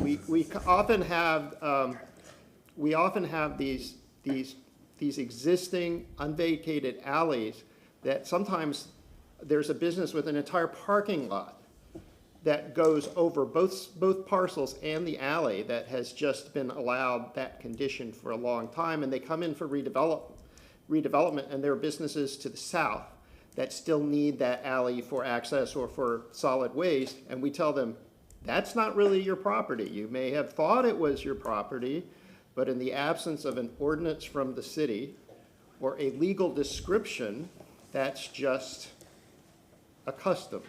So I think in this case, I haven't found anything. I mean, I own a property in Tampa, and when they platted my neighborhood, I got alleys on 3 sides of my property. It's really pretty terrible. And then they vacated it, and I got right-of-way easements everywhere, but it's in my legal description. It says exactly, half of alley from this place to this place. So that's kind of like, I haven't seen any evidence like that. One more question for you. So all the properties on, is it 12th, 11th, those are all 110-foot deep lots, right? They are They're not 115 feet. That property is now a parking lot for the church across the street. No, the Right, one I south. understand. Oh, you're talking about my house? Oh, you're all those. on the What are the west what? end, you're on the west end. Like this lot that we're talking about, what's the On the east survey? end. What's the depth of the lot? What's the depth of the lot? Mr. Marsh? North to south. I don't have this, I mean, on that survey. Mr. Taylor? Albert Rodriguez. What's the depth of the lot that you're building? 110, 110. yes. So they all are 110? Well, that lot's 110. But I'm asking if the city has any evidence to say whether the rest of the lots on 11th, right there, if any of them say 115. I would assume that they all say 110. The only time it would be 115 is if the alley was vacated, and then half the lot, half the alley would go to the properties on 12th Street, and half the property of that, half the value of that alley would go to the parcel. So that would increase those parcel depths to 115. If it's 110, then it's 110, 10, 110 for the block depth. And if they vacate the alley, then the 5 feet, like what happened with Mr. Marsh's property, that extra 5 feet would be incorporated into the block. 936 11th Avenue, 2 or 3 blocks above his property. I bought the lot and the city gave me an abutment on that for 5 feet. Because the alley is vacated. All right, well, we're not gonna, I think the city still has some Things to figure out. things to figure out with the site. I think, I mean, it looks clean to me. You know, I think it's one of those things that, I don't wanna get too far off the record here, but, you know, it's over time, if the alley's not being used, you know, the city's not driving garbage trucks, then the property owners start taking over Making that some legal property. motions, yeah. And we have the transportation expert here telling us what he sees on the record. Right, but it's not, you know, I think it meets our criteria here for Yeah. what we're looking at, but needs to be finalized with the city and everything. So, are there any other public comments, people wishing to address this? We'll keep this case moving forward. Thank you, sir, for your comments. Thank you. Hope you make a decision that would be just. Appreciate it. Okay, so let's jump to asking questions of the applicant.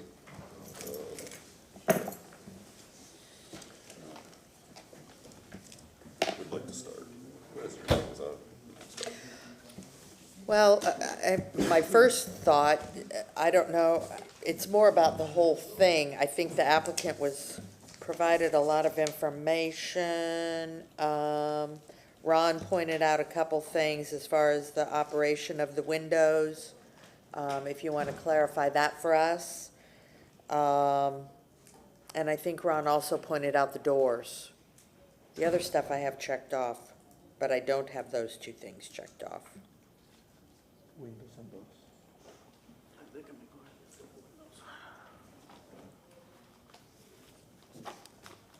Okay, the spec for the doors and windows.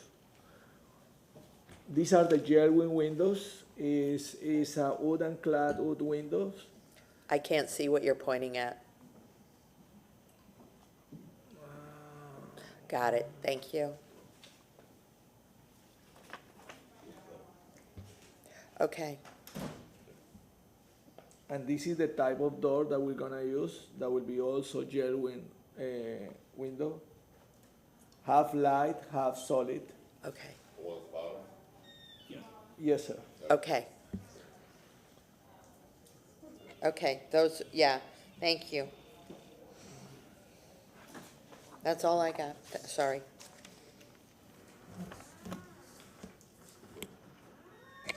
You said there was sidewalk going around. We're gonna do a sidewalk to go from the porch to the back of the property to the car garage. Will be a 3 feet sidewalk. Right. Does that have an overhang at all, or no? No. The overhang will be the typical overhang for the roof. For the roof? Yes. But it's not gonna specifically cover it or. No. Okay, it's just a pathway. Yes.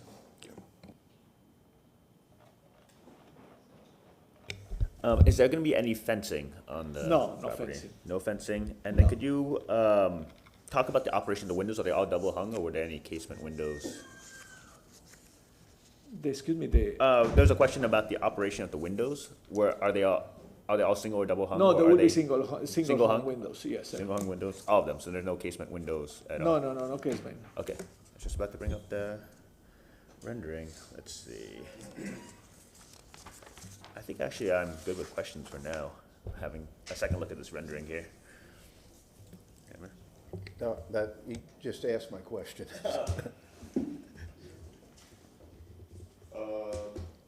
So you're not planning to screen the mechanical unit at all? No. Just leaving it out there? Yes. Okay. Think you look a little bit nicer if you could screen that and protect it probably.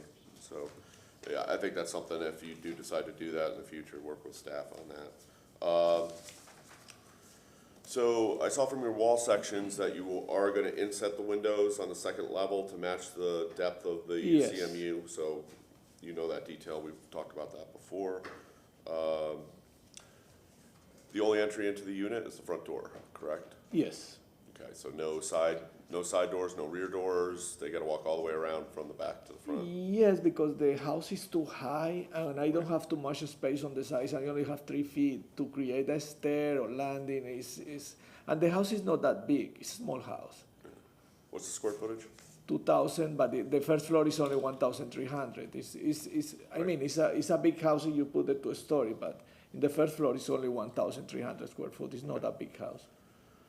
Okay, and, yeah, I think one thing with the sites, when, it's almost like you get a little bit more room if you put like a continuous one sidewalk between the two units going back there, instead of having them on, each on the right-hand side or left-hand side, might give you a little bit more width, right? They can kind of share. Although it might- Sort of the hallway. Yeah, between the two units, you know, when you got two, we're only talking about this one, but when you put one side by side, it's almost better to get a little bit more width by putting like a double sidewalk in there. And then down by the garage, you just have them turn out to the Yeah. respective garage, or driveway. That's something that you can work out with the city if you can, or if they want their own private, just get, you know, you're talking a real narrow sidewalk, might be nice to have a little extra width if you share them. They can play nice, right? Okay, that's all I have for questions on that, so. You have a few minutes for any rebuttal or summary of comments, and we're gonna go ahead and close the public hearing. No, we did a survey for the complete alley, but we didn't find any private property on that alley. I have the survey for the whole alley. But that will be decision of the city. I was asked to do the entry for the back. But other than that, I think that I okay. Okay. Thank you. Okay, we're gonna go ahead and close the public hearing. Any discussioners of the case, starting with Mr. Hammer? I think the only things are the conditions that transportation had brought up with the surveys to provide some more detail. Yeah, I like the project. I think it's, Yeah. it's a good looking project. Everything's detailed very well. The windows look good, the trim, I mean, he's using all the materials and the pitch is good. Yeah, I think it's gonna be a nice little addition to that area. And, I think the neighbors are opening to new development in that area once we get the kind of alley straightened out or 90 degrees center. Right.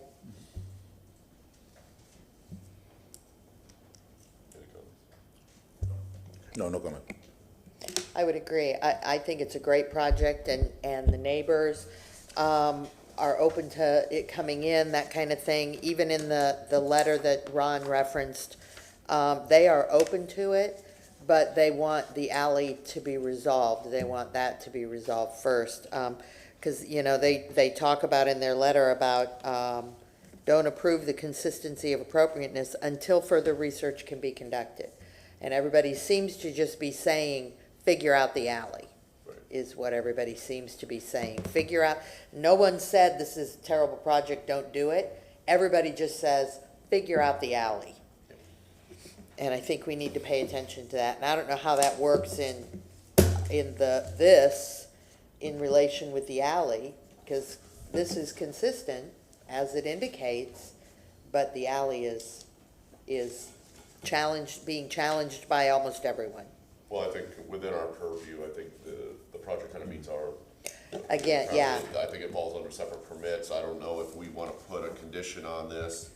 I think we have to say that. I think we do. With the city of Tampa's transportation standard, provide the survey and the three items that Mr. Marsh brought up. But you know, I don't think there's any issues with the design, so. The alley will get figured out when they try to get a building permit. Yeah, They still exactly. have to go through that process. Yeah, okay. That's true. Yeah. Okay, so let's, we're gonna hear a motion for 23-110. We'll make, I can, is the applicant gonna, or Mr. Vila, is the applicant gonna do a quick little, Answer. presentation on 111? Yes, he is. Let's complete 110 first, have a motion, and then he'll go into 111. He'll give you a summary of that. There are some differences to the request, and he'll go through that as well. Okay. so for a certificate of appropriateness, final approval of conditions, move to grant a certificate of appropriateness for the drawings and documents presented at this public hearing in BLC 23-110 for the property located at 942 East 11th Avenue, Unit 1, with the following conditions: that the applicant provide a survey showing utilities and protected trees within 20 feet of the alley, and that the platted alley needs to be improved and utilities improved as needed to City of Tampa standards. Go ahead. At the owner's expense, but that's just pretty standard city procedure. Because based on the findings of fact, the proposed project is consistent with the Ybor City guidelines of the City of Tampa based on the following reasons: that it meets the design criteria for new construction additions based on the height and width, facade width, setback, spacing, alignment, similarity to the forms, and building materials. Second. Is the language, Ms. Crosby, David Crosby, is the conditions acceptable to the city? Yes. Okay. Okay, all in favor of said motion, say aye. Aye. Aye. Opposed? Motion carries. Are you okay with the conditions levied Yes, upon I the? accept, yes, I accept the conditions. Okay, Sorry about that. thank you. Do we need to vote again, or it's okay? All right. Sorry. More concerned. Yeah. So, okay, we can move on to case BLC 23-111. Okay, the address is 942 East 11 is the next property. The design that I use has a different language about columns, about welcome walls, about the porch. I don't have columns on the second floor.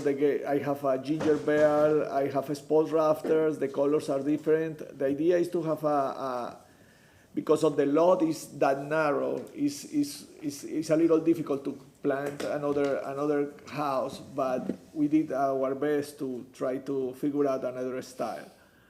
The site plan will be similar to the other house. We use the same average setback. We use the same, the next property has exactly the same challenge. The sidewalk is on one level. The ground level of the lot is on another level, and the house will be 24 inches above ground level. We will have the same access from the back, from the alley, and we will have a two-car garage on the back with a 37 feet setback with the space enough for the back half of the cars. We have the sidewalk on the side, and I think that the idea that the Commissioner asked about the one share sidewalk for both properties, I think that is a great idea, maybe to have this sidewalk on the other side, but right now we planted. I will study that with the staff, if that will be possible, because the sidewalk will be basically on the property line of the two sides. I don't know how that would work, but makes a lot of sense. This is the average setback for the property, that is basically the same of the other one. This is the design of the complete alley with the access on this area, and we will improve the alley to this, we will improve it to the next property. This was the property number 1, unit 1, and this is the unit 2 that we are doing. Basically, we improve the alley to unit number 1. This will be the design of the house, front elevation and east elevation. The same stairs to go to the ground level, the same sidewalk to go. We have a different style of on the other one we have railings. We will have a welcome wall with a couple of columns.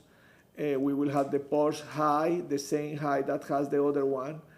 And we have half columns here. We don't have half columns on the second floor, and we will have the gingerbread on the top. Will be siding, skirtboard with 6 inches hardy board, exposed rafters. The windows will be the same type of window, the same material, will be genuine window, and the door will be the door that we show you. Windows will be single home windows. This is the south elevation and west elevation. The stair to the ground level, the stair to the porch, the back, the pavers, back driveway, windows, second floor porch. This is the back of the property with the space for the AC. The AC will not be visible from the front of the property. The stagger edge gable and the siding, skirtboard, windows, lamps. The material that we're gonna use for this house will be the same material. We will use the same hardy board with a different color. We will use the same trim. We will use the same type of doors, but the shape of the columns will be different.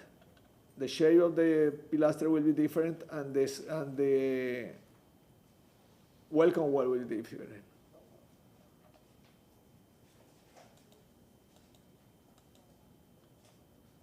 This is the other side. This is the east side.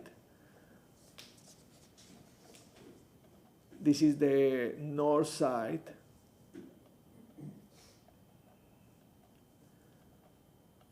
West. The layout of the house, interior layout, will be exactly the same. We will have 2 bedrooms on the first floor, living room, kitchen, and 2 bedrooms on the second floor.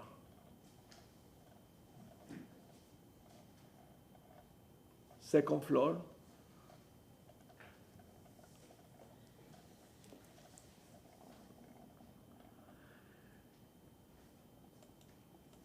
The sections will be exactly the same. I don't know if it makes sense to explain. It's exactly the same. We have the same. I don't think that the window will be exactly the same. We will have the recessed window. And the column will be on the second floor. The front column will be the same. We will give the depth of the column and the width of the column according with the wrap that we lay out around the 6x6 post.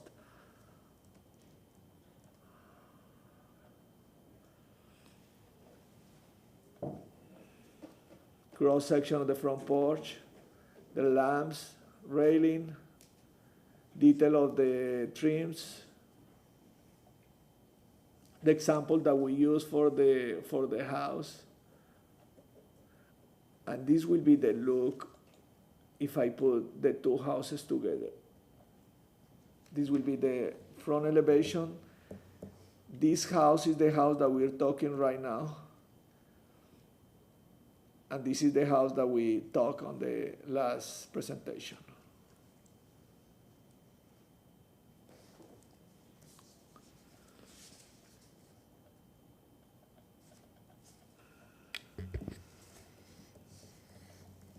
This is another view from the west.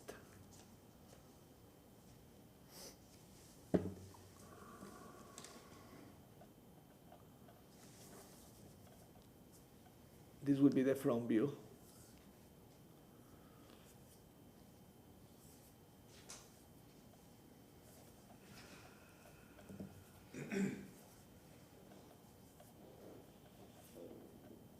This is the back view of the property. Pavers, the driveways.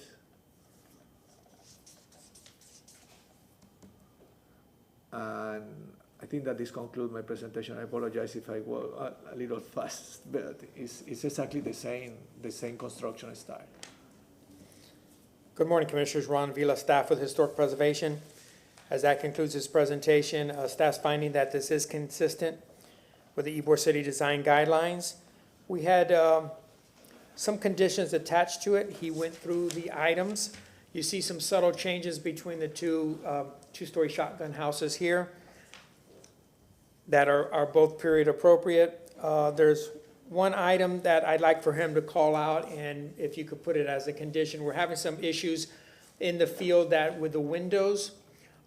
This request has a divided light on the upper sash, and just to make sure that they're simulated divided light, that the grills are inside, outside, and in between the glass to give the appearance, the best appearance as true divided light.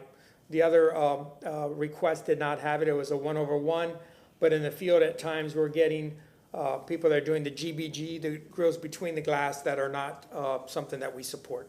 And that concludes my portion of this presentation. Okay, anyone here from the public wishing to comment on this case? We're going to go ahead and ask questions of the applicants, or Mr. Hammer on my right. No, it's like the other unit, it's nicely done, but I certainly concur with the staff recommendation on the windows. If they're going to be divided, that needs to be on the surface and not in between the glass. No other comments, similar sentiment. I would assume that for this project as well, that transportation has the same requirements for the survey as well, that would like to be attached? Yes. All right, thank you.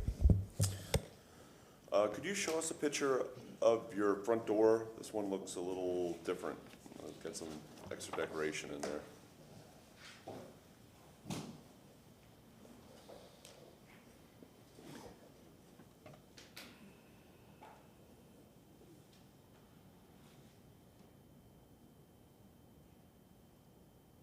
Zoom in.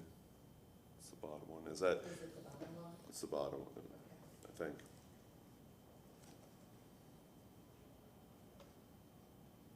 Yeah, still. So is that just a blank panel, or is there, from the renderings, it looks like there's some ornamentation within the window pane? There is one that the rendering, because there is one the same glass, but they have some kind of ornamentation there. I don't have that exactly here.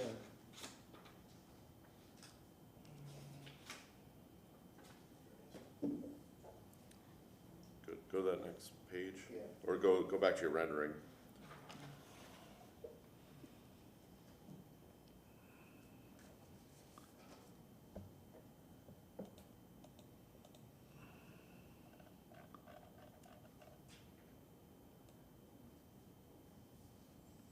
This will be full glass, and this will have this ornamentation. Same with the upper doors? Yes. It seems like a little bit too much ornamentation, but I'm sure I was concerned about making sure the mullions are on the outside, and just a quick little design thing on the back rear elevation. Those lights are pretty close to the trim board on the outside. I'd kind of bring them in so they're centered between the window and the trim. They're hugging the trim there. But besides that, I think the project looks good, and I'm not sure if anyone else has any comments on the doors. No comment. Yeah, okay. And I think all things will work with staff on the doors and those accessory details.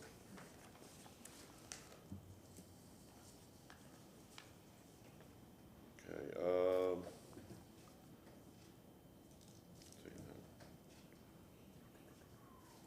Do we close the public hearing? All done with questions? You have a few minutes to rebut anything? No, yeah, okay with it. Summarize?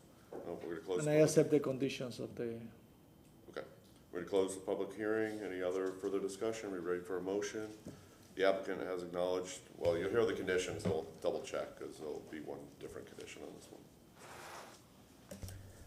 So motion for final approval with conditions, move to grant a certificate of appropriateness for the drawings and documents presented at this public hearing in BLC 23-111 for the property located at 942 East 11th Avenue, Unit 2, with the following conditions: that the applicant provide a survey showing utilities and protected trees within 20 feet of the alley, and that the applicant improves the platted alley. The platted alley needs to be improved and utilities improved as needed to City of Tampa standards at the applicant's expense.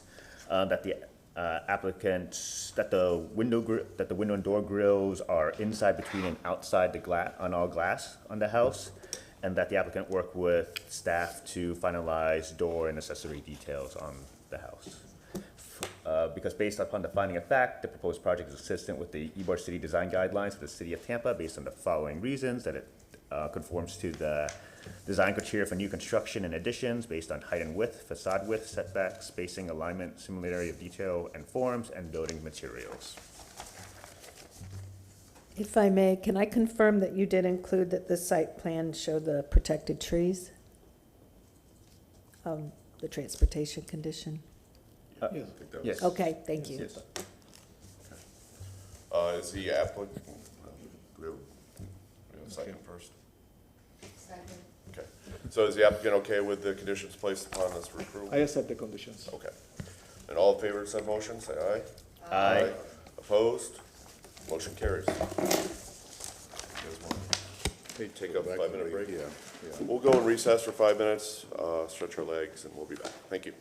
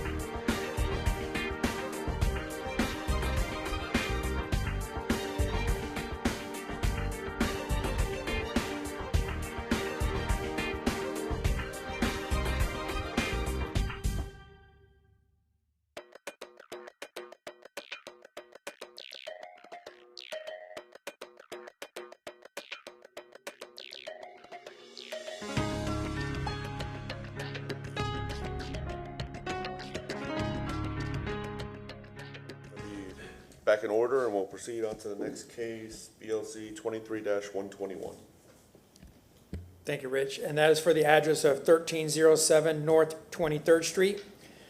Currently, it's a vacant parcel. The zoning attached to this parcel is YC6. The request this morning is for a certificate of appropriateness for new construction, single-family residential with some site improvements. On the Sanborn map, you have that up in front of you? It is a corner parcel on the corner of 3rd Avenue and 23rd. You see that only a portion of the parcel is shaded today. Back in 1929, there was one parcel. Currently, it's been bifurcated into two. It is a legal lot of record and it can move forward, but it's a truncated lot. To give you a sense of place, once again, it's on the lower southeast corner of the historic district. It is a transition area as it comes from Adamo to Second Avenue. This is on Third Avenue. This is from above, what I was alluding to. You have, Adamo used to have the railroad that came through here, and a lot of the supplies came in through the railroad and then kind of filtered into the district. You see that it is on the corner and it's been segmented off. This one also has a retaining wall around it, as not as elaborate as the other one, as was more residential in component. As I stated, this is more an industrial, but it does hold back the earth. This is looking at the retaining wall at the corner, this is 23rd Street and this is 3rd Avenue. This is looking down 3rd Avenue to the east. You see some new construction that takes place that this board reviewed and approved. This is looking down 3rd Avenue to the west. 22nd is down here. You see some historic stock, and then you see some new infill construction. This is looking down 23rd. This is the corner of 23rd and 3rd Avenue. Once again, this is new construction that came in that shows that transition area, and then you see the historic stock behind it. This is looking down 23rd to the south towards Adamo. And the last photo, just some of the period houses that are directly across the street to the west. So that concludes the photo presentation, and I have the agent address the board. Good morning. My name's Juan Rivera. I'm the architectural designer and the agent on this project. This is going to be a single-family, two-story residence. The zoning there's YC6. The house will consist of 1,280 square feet of living space, 280 square foot detached garage, and then a small corner wraparound porch and balcony above it.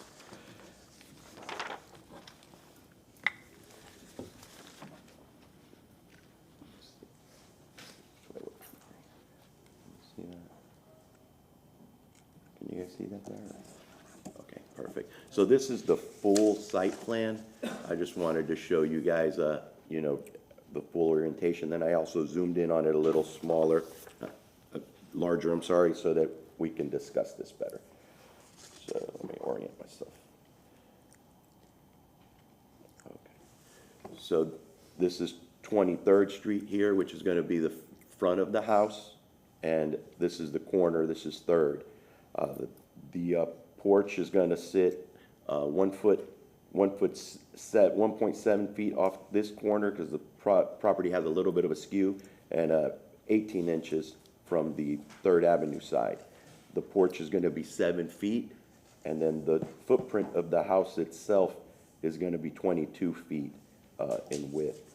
We're going to have 5 feet between the accessory structure and the house, and then there'll be 3 feet on the other side of the accessory structure.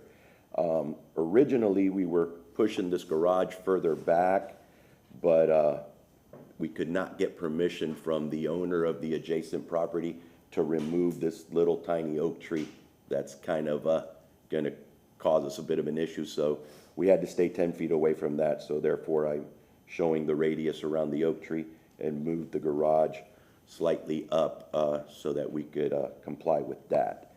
The AC system that's going to be hidden behind the steps back here. We will also have wood privacy fence on the back side of it with a wood gate at the corner of the garage, another wood gate at the back of the garage because there's going to be a side door for access to the garage, and then wood fence from the front corner across as well. As you saw in the pictures, there's an existing retaining wall. It is in very poor condition, so we're going to propose getting rid of the wall, rebuild it, but instead of trying to repair that one, we're going to tear it down and build a new one, very similar to the one that's across the street. We're going to just show, it's going to be similar to what's there, but we're going to show a 12 by 12 column in the corners at the sides of the driveway, and also when we replace the steps that come up, we're gonna have some 12 by 12 columns there, and there we're probably just suggesting maybe some concrete planters or something to define the entrance there. We're also gonna have a ribbon driveway, and I've already taken into consideration the transportation suggestions and gave it the 6-foot flares, the solid apron, and then after the sidewalk, it's a ribbon into the garage. Let me get the run by this. Just gonna run through the floor plans really quick to give you an idea of how the house is gonna be laying out. So, once again, so the stairs that we're gonna replace in the wall, I'm centering those with the front door of the house. So they will shift a little bit from where they're at, but only by a couple of feet, not by much. So they'll stay in the general location. Here you could see more the distance between the wall and the front porch.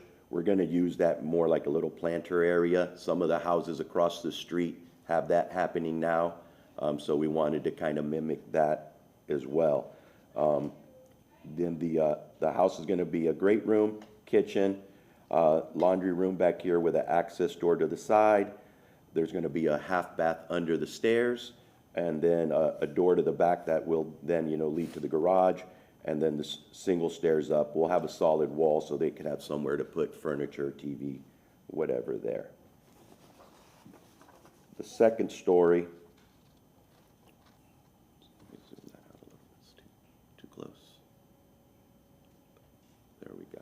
So on the second story, once you come up the stairs, we'll have a little common area, a AC chase, a linen closet, and it's gonna be 2 bedrooms, a smaller bedroom with a regular size closet, and then the master bedroom with the bigger bath and the shower. Both bedrooms are gonna have access to the balcony above the front porch with the door there and a door there. We will be using single light doors, and I'll show you guys examples of that as well. We're proposing a 36-inch rail around the balcony.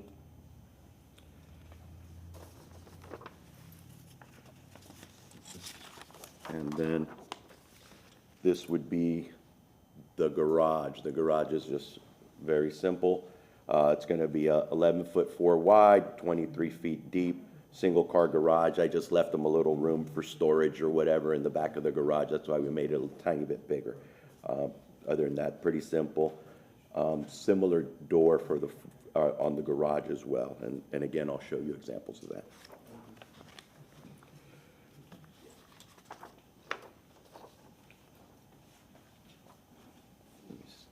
Oops, here we go, sorry. Oh, okay, I don't know. I feel like those letters are in the way. There we go. Okay, so the sidewalk is 36 inches lower than the adjacent grade, and the finished elevation at the sidewalk, I'm sorry, is going to be, 36 inches lower than the porch. Then the adjacent grade is going to be 24 inches lower than the finished floor of the house. Here's the planters that I was trying to point out at the front columns. The corner columns are going to be wood square columns. And again, I've got an example to show you guys. We're proposing metal railing, horizontal rail for the balcony, and some metal awnings around the top. This is going to be block construction with hardy board wood siding. We'll also have a band board going across around the middle of the section of the house. Again, clear glass doors and clear glass casement windows is what we're proposing. The parapet wall, trying to give it a little bit of a design, and I emulated one of the cigar factories in the area that has a similar parapet. And again, I'll show you guys kind of where I found those elements to tie into my design.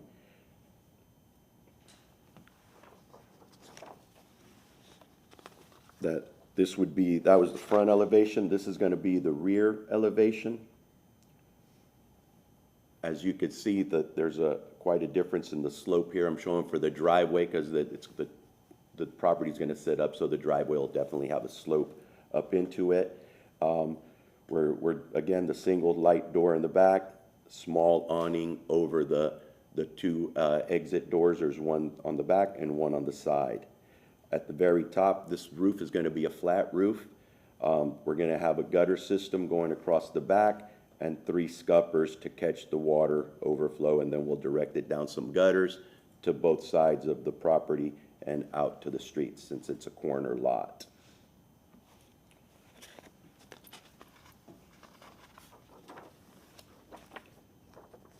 This is looking at the left elevation, which is also, let me move it up a little for you guys, which is also the 3rd Avenue street view. So there you can see the parapet wall, I mean the retaining wall again, and the difference in the elevations there from this dark line you see here is the grade on the back side of the wall.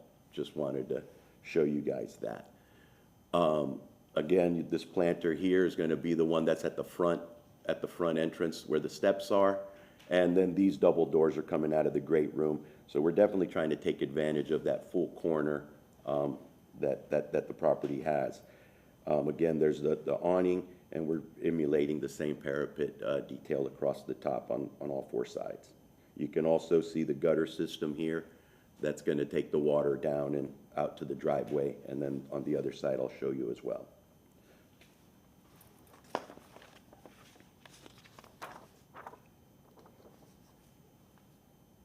This would be the right elevation, which is going to, this door here is coming out of the laundry room. And again, we'll have a step coming down. And this is where we're going to have the AC unit sitting, where it'll be, covered up by the steps. Again, you see the planter, and you see the difference in the elevation from the sidewalk down here to where the finished grade is, and then the finished floor of the house. Just wanted to also point out, so some of these smaller windows that we're showing, those are going to be fixed glass, so they won't operate. The other windows, we're planning on them being casement for now. And these are a few elevations of the garage. That's going to be the front of the garage. We're going to use I think we've got what door? CHI is the door manufacturer we're planning on using for this. Again, we'll show you examples of that. The awning to cover the side door that comes out of the garage for the weather. And then we'll have a gooseneck light in front of the garage, and then a smaller light on the side of the door for the access door.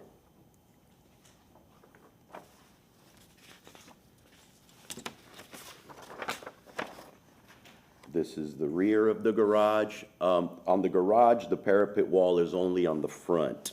The rest of it will just basically be like a flat roof.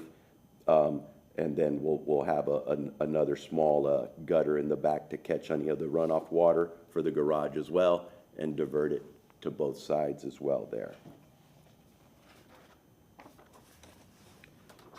This is the right side of the garage. This side would be facing the house, so that's the access door when you come out of the garage, and then you can lead right back up to the back steps of the house.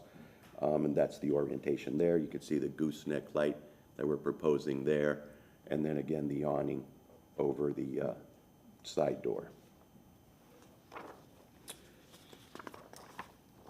Last but not least, the left side of the garage, that's just going to be pretty simple. And then again, just the hardy plank smooth siding. We will have a stem wall with stucco around the garage and the house as well.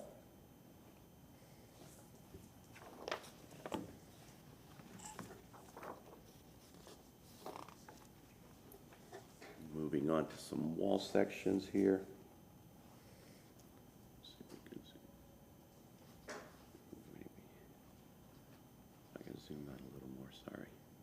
Maybe I'll zoom in, and then I'll just move it up so we can make more sense out of it. And this one, this would be a section through the front porch. You could see that the steps are going to basically be engaged a little bit into the front porch, just because of the nature of the property and it being so small. And this property, by the way, I didn't give you the dimensions, but it's only like 50 I believe it's 50 by 47. Yeah, 47.5 by 50. So as you can see, we got a very small parcel to work with. The wood columns, it's going to be probably a 6 by 6 pressure treated post in the center, and then we're going to wrap it with 12-inch wood, and then we're going to do the wood details at the bottom and the top. We did a similar house in Tampa Heights that were for the same client, and we really want to mimic some of those things. So I'll show you the picture of that briefly, so you could get an idea of what we're trying to achieve. This is on Amelia Street, and these are the columns that we're basically going to emulate. Same columns. We're also going to emulate the same trim around the doors and windows. Also, the exact same doors are going to be used. The railing will be similar, but we're proposing horizontal rails as opposed to the verticals for this particular design. But other than that, the corner detailing, the banding around the side, everything, even the color, we're going to probably try to emulate on this other property. And just to give you another idea, this is the same house. We're going to do very similar. I just wanted to show the detail here with the banding and the siding and even the porch. So it's all pretty much going to be very, very similar for the other one, with the exception of this other project not having the columns above the porch. We would like to do an awning for that.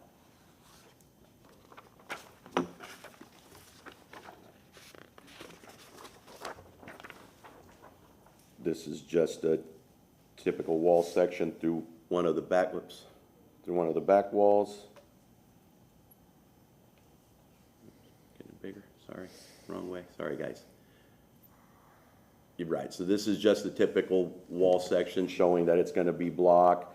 You've got your floor system in between, the flat roof system, and then the parapet wall. The roofing's going to be either peel and stick or TPO. We've got samples of both of those I can show you as well, but that's what we're anticipating for now.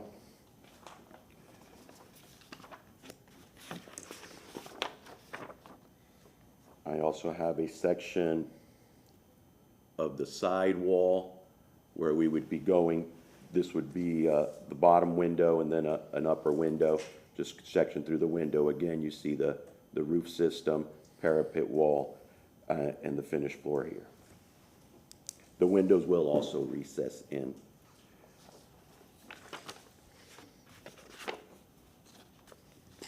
I also have a brief wall section of the garage.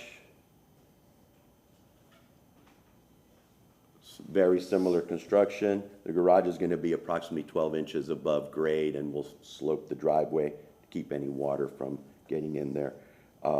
The garage door, like I said, is going to be a CHI brand roll-up garage door. Same trim around the garage that we're going to have around the house. Exact same finishes. Same roof system as well. And so I just now wanted to show you guys some examples. This is just another sample of the exact same house. These are a little closer, but these are going to be the columns that we're proposing, and the finishes and the colors and the window trim, all identical. So some of the examples are the house across the street that you guys seen earlier has very similar design and even some of the finishes, including the windows, some of the lighting. They happen to have a cable rail back here. We're proposing 3/4 inch horizontal pickets, and I've got examples of those in the area as well. One more picture of the same house, so you could see.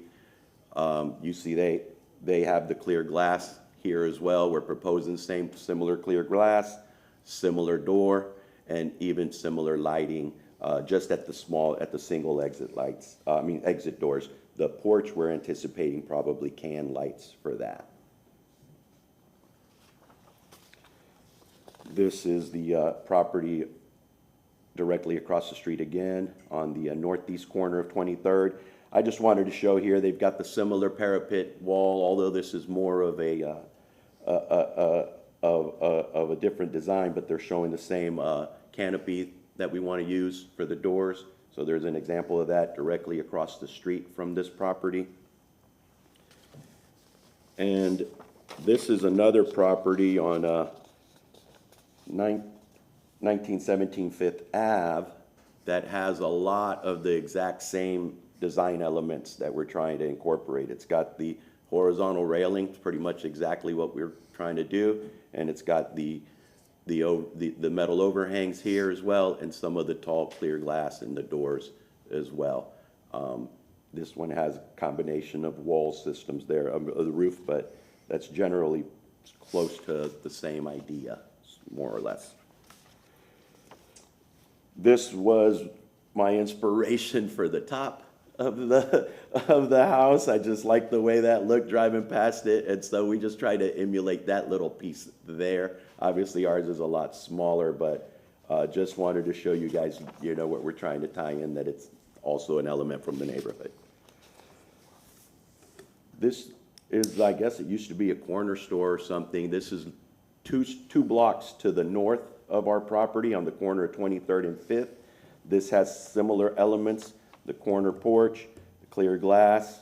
Again, the siding will be using the hardy board, but the siding all the way up, more or less to give it that look. Other examples of the awnings in the area. This building is on the corner of 21st and 5th Street. Again, I just wanted to show the clear glass and the awnings, and again, the parapets, just kind of emulating what we're trying to do. This house is, I guess it's a house, it's literally the next property over to the east of our lot. And again, it has similar parapet walls, and this is just more industrial looking, but this is the adjoining building right now. Lastly, well, this is on the corner of Adamo and 26th, and again, with this one, what I wanted to indicate was the corner awning we're trying to emulate as well. So there's plenty of examples in the area of similar awnings that we're trying to use. Lastly, this was just, this is the Casa San Stefano's restaurant. I just wanted again to show the awning, and they've got the horizontal railing as well in there. This, I believe, looks like a cable rail there as well, though. And lastly, this is just an example of the columns that we're going to try to rebuild. This is the house that is directly across the street from our property, our subject property. We'd like to emulate this. It's going to be a 12 by 12 column with a 36-inch wall, just simple cap. And then here we're just going to have a square cap. We're not going to have that finial on the corners, with the exception of the concrete planters at the front steps. Show you some samples. This would be samples of the windows and the clear glass that we want to use. And I can, you guys can see it if I put it here, but this is the same construction, same samples. Again, these were similar, the materials we used on the last build, which is also in historic, so we're just trying to just keep it the same. And the door.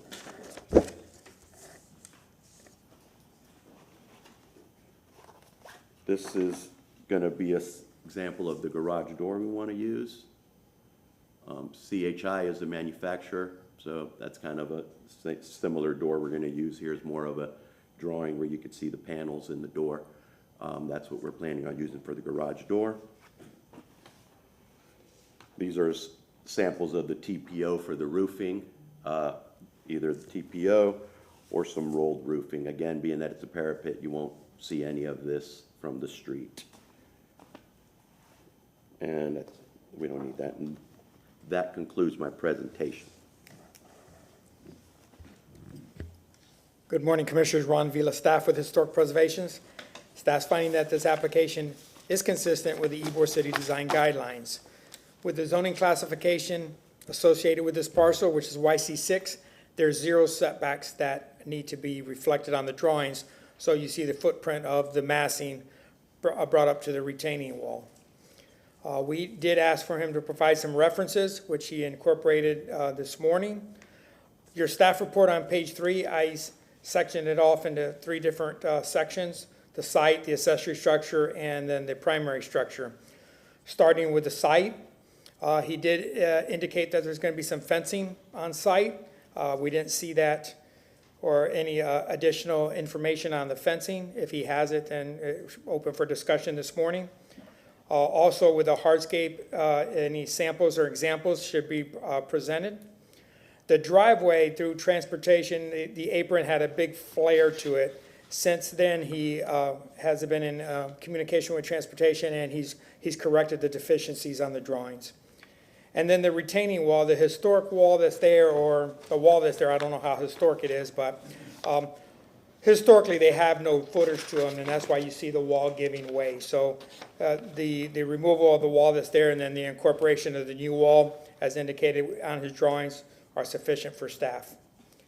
Moving to the primary structure, it appears that the parapet has a lot of stepping in this very modest structure. Maybe the elimination of some of the stepping could help out the design of the structure. The windows, they're just clear glass windows. They're casement in operation. The referencing is usually double hung in the district. And then the double door, I believe that the original request at the front had a double door. Currently, it has a single door with side lights. And then the other elevation, which is the north elevation, does have a double door. It is not a sliding door, it's a French door, which is acceptable. There was some discussion about the termination of the canopy on the primary structure on the second floor. Instead of using the tie-back rods to strengthen them with some columns, he chose to come forward with some referencing in the district that he provided, and that's open for discussion as well. And then the foundation on the primary structure seemed to be vacillating a little bit. I saw some CMU referencing there, and then I believe there was some stucco there. So the final cladding on the foundation for the primary structure. And then lastly, moving to the accessory structure, the final garage door selection, which he indicated. And then also simplifying the parapet on the accessory structure. And then for the whole composition of the request, the final color selections as well. That concludes my portion, and I'll be here to answer any questions. Anyone here from the public wishing to comment on this case, please identify yourself. Seeing none, we'll start with some questions of the applicant, starting with Mr. Hammer.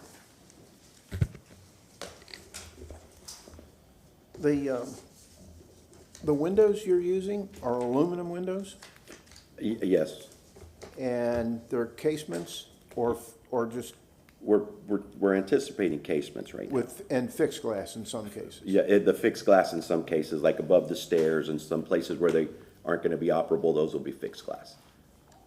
But the ones downstairs and in the bedrooms where they, those will be operable.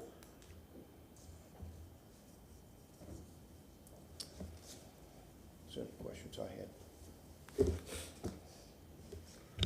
Could you put up some of your like the front elevation of the project?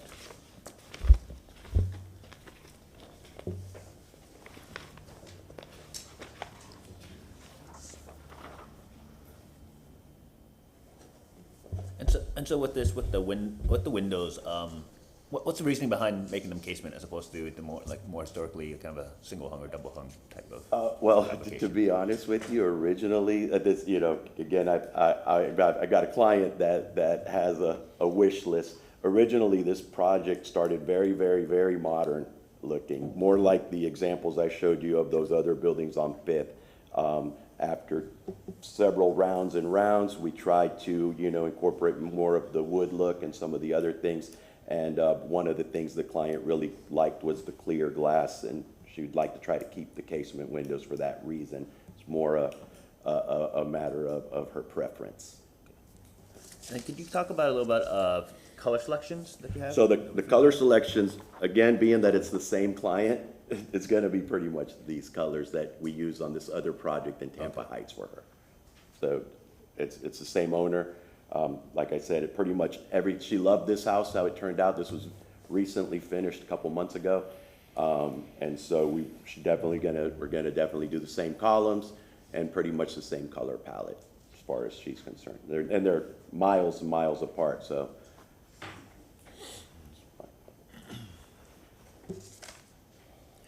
And then, for the wood, I think your site plan said it was a wood fence, so. Yes, so it's just gonna be wood privacy fence, around the back.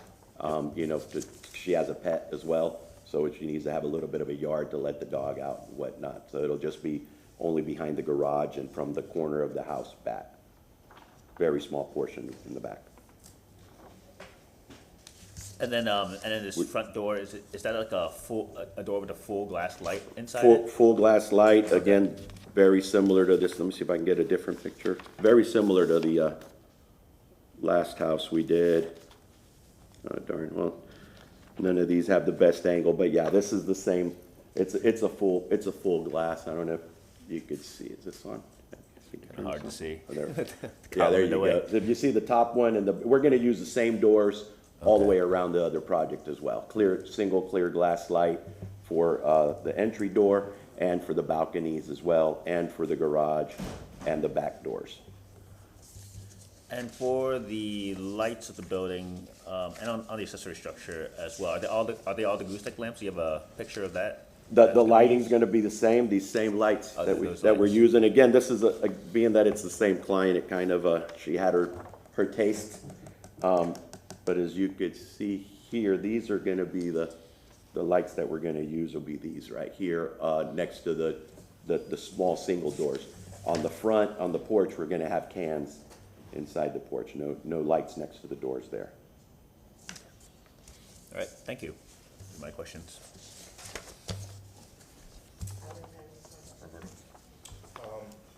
For the railing, Yes, sir. can you tell me why she wanted horizontal instead of vertical?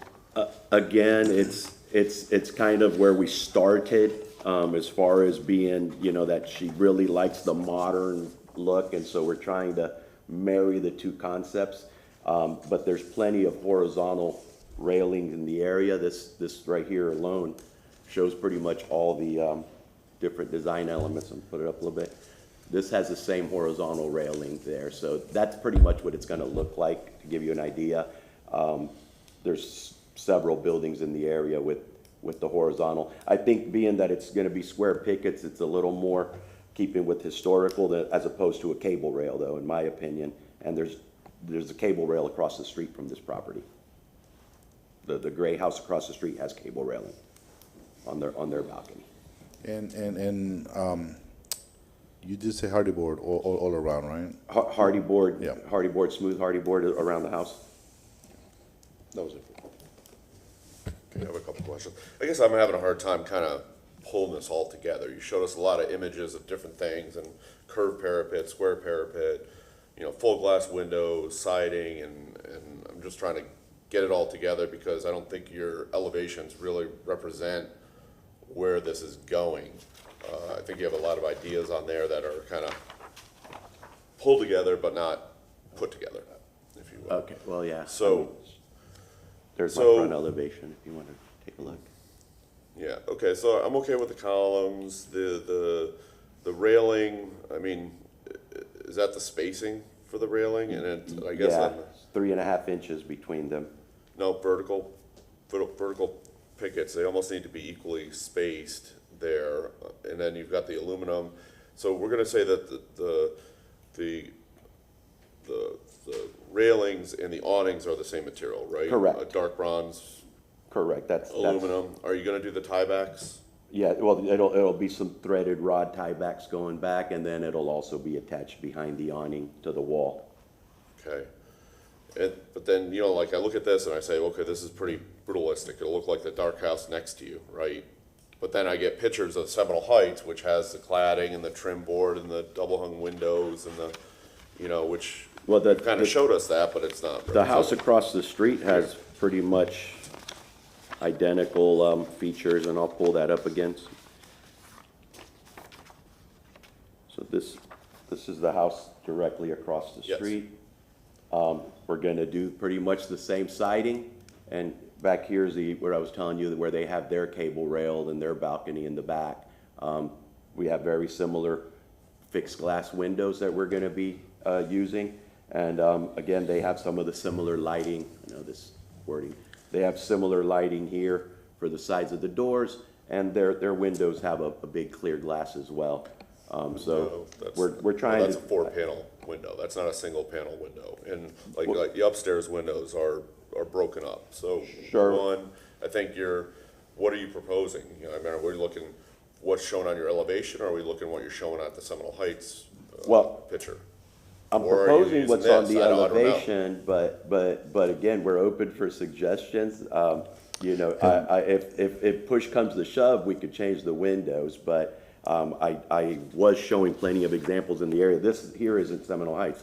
This is a couple of blocks away, this one here in particular, and it has, you know, clear glass panels, the same railing, and a lot of the same All right, stuff. so let me ask some questions then. So you do have tiebacks. The windows, you're proposing single panel fixed windows. Fixed windows where they don't need to operate, and obviously, you know, the bigger ones will be operational casements. Okay, is there window trim around those? Pull up your elevations, please. Yes. I'm showing the window trim, and again, the best example that I could give you of a physical is this exact same. We're gonna do this exact trim around, detailed size, everything around the windows, and I'll zoom in more if it helps. But a single pane of glass. Correct, on a single pane glass. But Okay. that's pretty much how the window detailing is gonna look. Even the corner and the bottom trim piece, pretty much identical to this. All right, go back to your other elevation. Can we look at the left elevation? Sure.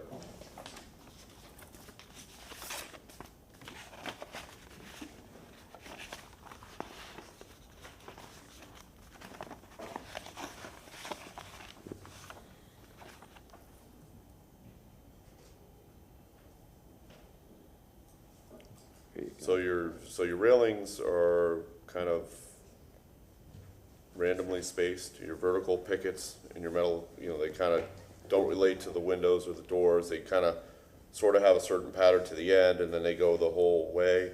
I think it'd be better if you had that kind of uniformly spaced. And I could break the railing up in smaller sections. That's not a big deal.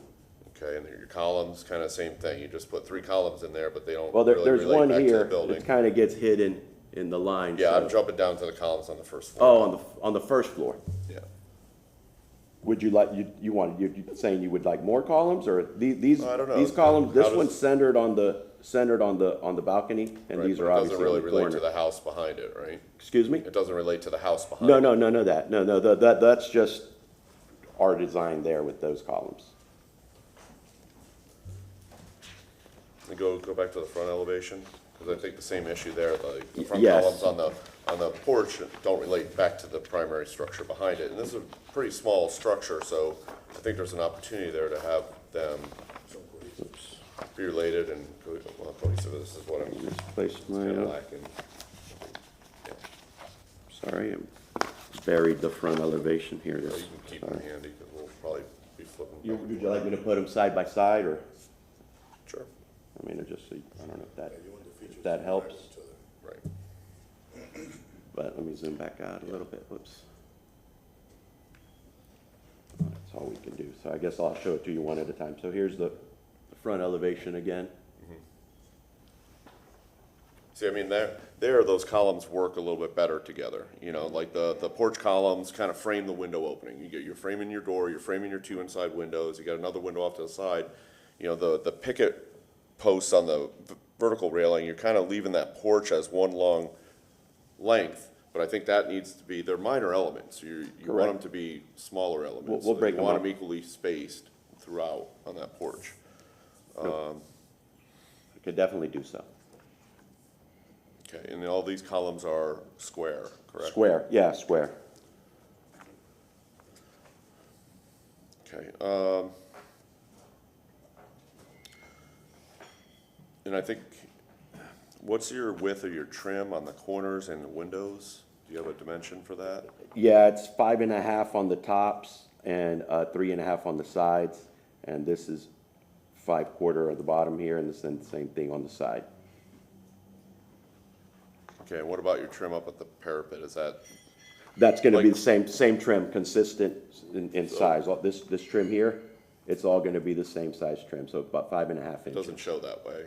And I guess where I'm going is like your trim of your window head and sill, maybe they're the same dimension as well as your parapet, then your verticals. And the verticals. You know, there needs to be a little bit more, I can make them all the same size if you'd like it, but again, they're slightly different. Again, back to, I know I keep going back to this one, but this is the exact same finish if you wanna see what that's kinda how they're gonna be.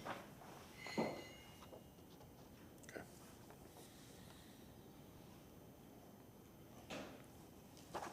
So you have a sill board down at the bottom of the window? There's a sill here, yes, right Underneath there. that sill trim? Yep. Okay. All right. Your gutters on the project, are they round or square? They're probably just gonna be square gutters. Okay. And you talked about a fence. How high is that fence? 6-foot wood privacy fence, and, I'll pull up the, That just a solid fence? yeah, just a solid fence, so there'll be a gate here, oops, is that on? Right. There'll be a gate here at the corner of the garage, wood privacy fence along the whole back, and then to the corner of the house here. This part, we might put a lower wood picket fence, or just a shorter privacy fence, but, this front wall the front fence might be a little bit lower than the 6 feet. Okay.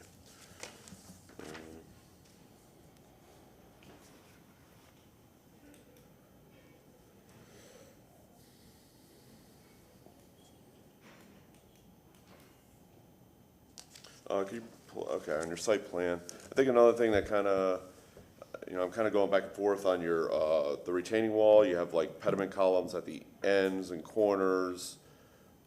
Part of me wants like to break that up a little bit more. I'm almost looking for like, so you're on your primary house and then your porch and then your retaining wall, there are like 3 different patterns of columns, and I'm not saying that they all need to be related, but I think you may want to put maybe, there's an opportunity there to frame that front opening a little bit more, maybe with, 2 more of those 12-inch piers to frame the opening of the house at that center bay. You mean add some additional piers in that wall? Yeah, like on the north side. See how you Sure. have your 2 porch columns? It's almost, and that frame that front Maybe of the house maybe really put- well. So they right, ties them in? and break that up a little bit more instead of having that one long expanse. And I- I guess it's kind no, of like I you're see what you're relating saying there. between, you've got examples of very, well-designed, like blank spaces, but then you've got a lot of detail in your building too, and I think it just needs to kind of come together a little bit more. Because they should all kind of relate to each other a little bit, so that's what I'm kind of struggling with. I mean, the original parapet, the original retaining wall is super plain. Yeah. So, I figured we'd dress it up a little bit more since we're rebuilding it. That was my thought there, and I just didn't want to go overboard with it. Yeah, because where you have the stairs, you're kind of breaking that up there, and it's almost like one more column up there, and it just kind of breaks it Okay. up a little bit more to, I could see that for sure. okay. I think that's all I have for questions right now.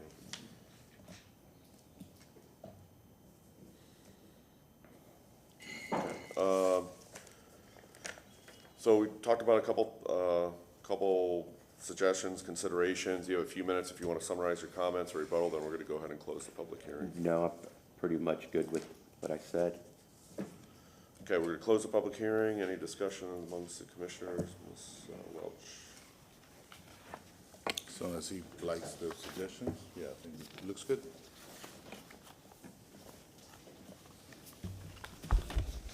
I think, yeah, the building can get tightened up a little bit. It's pulling a lot of different inspirations and sources together, so, some of those things that you mentioned, Rich, I think would help tighten it up.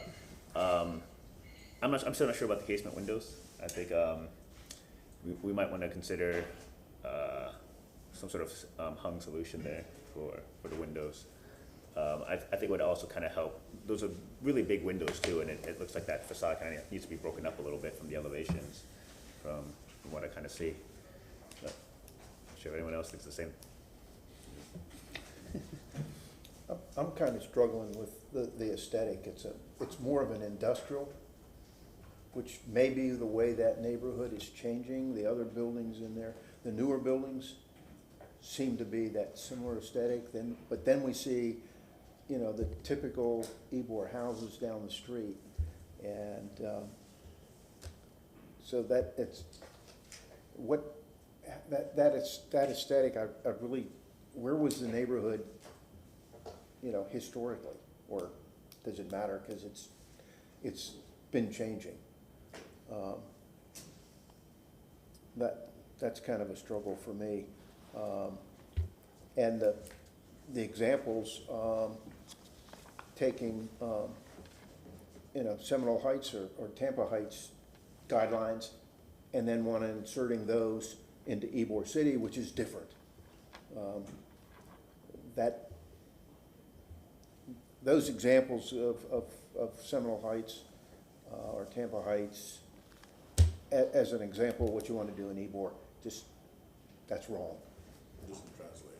Yeah, it doesn't translate. It's a, you know, different area, town, developed differently by different people. It's not the same.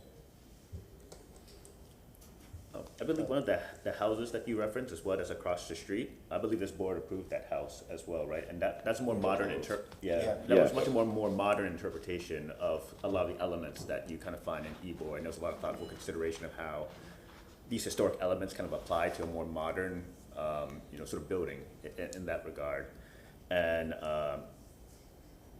it was, it just feels like a lot of this is just kind of pulling all these disparate elements and just trying to kind of paste in a way that looks as aesthetically pleasing as possible without necessarily considering why those elements were sort of there or kind of designed as much in the first place. And so I think that's why we kind of struggle a little bit with sort of where all these things are coming in, and there doesn't seem to be a really cohesive driving force behind why some of these elements were kind of chosen. Ever since, except for maybe, like, you know, these small elements were kind of favored for whatever reasons, and you just kind of took them from here and there, and there doesn't seem to be quite as driving force behind the whole design, perhaps. And maybe that's I think we kind of closed the discussion, but that's not something that should have been discussed potentially a little more during the presentation. Yeah, I struggle with what are we trying to do here? Is it trying to be like a modern interpretation, or is it trying to be like, you know, like a bungalow style, you know? And you got mixtures of both elements in there, and I just don't think it's come together quite yet. And I can't figure out which way we're gonna go here. You know, that area I think has a variety of influences down there. I mean, the bodega influence is certainly there, and you can see examples of that. Some of those other projects we approved with a modern interpretation, but there's also classic bungalow types of houses there. I just don't think that this is really pulled together into a cohesive design that we can understand. And I think the applicant's like, well, we could do this, we could do that. I'm like, yeah, you could do it, but you need to present to us what you want to do so that we can review and make sure it's in compliance here. So I think there's still some more design decisions that need to be kind of worked through and come up with a final solution that pulls this all kind of together of where it's going. I just think there's too many elements that aren't really pulled together. The general gist is good. The way, you know, you're optimizing the site, you're addressing the street edge, you're getting a lot in that little tiny building, but it's I don't get a feeling that the style is really determined, designed yet. So I think the applicant's willing to work with us, so we can have some suggestions, but I'm almost saying, like, you know, preliminary for, you know, these are some things, but I'd like to see it come back and get a lot of these issues kind of worked out and resolved. Go one way or the other. You want to make it modern and clean, that's fine. And I think the drawings are kind of hard to And- just with the line weights and stuff, it's kind of hard. It makes it look that And I- brutalistic, you're right. you know, And elevations. I think it was hinted at the beginning as well from the presentation that the client wanted a more modern home, and so that we're not against, you know, a modern home, it just has to fit within the historic context correctly, right, so. And those examples, they're right down the street, the Yeah. neighbors, and stuff, you know, it's a little bit more. I mean, if we were gonna go with that, you know, darker brown looking modern thing, then do it all modern, then you don't have a parapet up there. Yeah. You just kind of clean it off like, you know, Williams projects there on Fifth Avenue, just clean off that parapet edge, make it straight. The siding might be a little bit too much with that kind of design, but you got siding and bungalow mixed with modern forms, and it just needs to go one way or another. My thoughts. I think you're close, but I think that was kind of. 1 second, yeah, I got some. So But that's- I like the way it's, you know, packed on that site, No, using that- that I tight think- site and I taking think they've advantage of done- everything, and I would I mean, it's a completely nice agree. little corner 26 lot. would work. It's, Yeah. the way the way the house is laid out is very optimized, it's very well done. It makes the most of its space, absolutely. There's no doubt about that. The wraparound porch and using that whole corner, you know, corner lot condition as well is absolutely fantastic too. Love to see that. Just a couple of things that fix and kind of tidy up on the exterior, but I think we can make that work. Yes, I'm, you know, totally open to taking your suggestions and incorporating them and, you know, making sure that it's what everybody approves, and I definitely appreciate your input. So any suggestions you have, we can come back. Mr. Fernandez? So speaking with the applicant and hearing your input, he's willing to make some revisions and clarify some of the illustrations and come back. He's unable to come back in August, but he is saying he is open September 26th. So it's a pleasure of the board to continue the case. Until then, he can come back and perhaps refine the drawings by then. Certainly. So motion to move case number BLC 23-121, located at 1307 North 23rd Street, to continue to the September 26, 2023 hearing at 9 a.m. All in favor of said motion to continue this case, say aye. Aye. Opposed? Motion carries. Thank you, guys.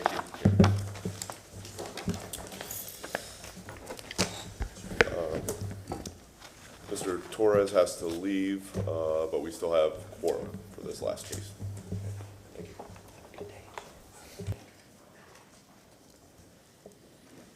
Commissioners, moving to our last case this afternoon, which is BLC 23-122 for the address of 1210 East 18th Avenue.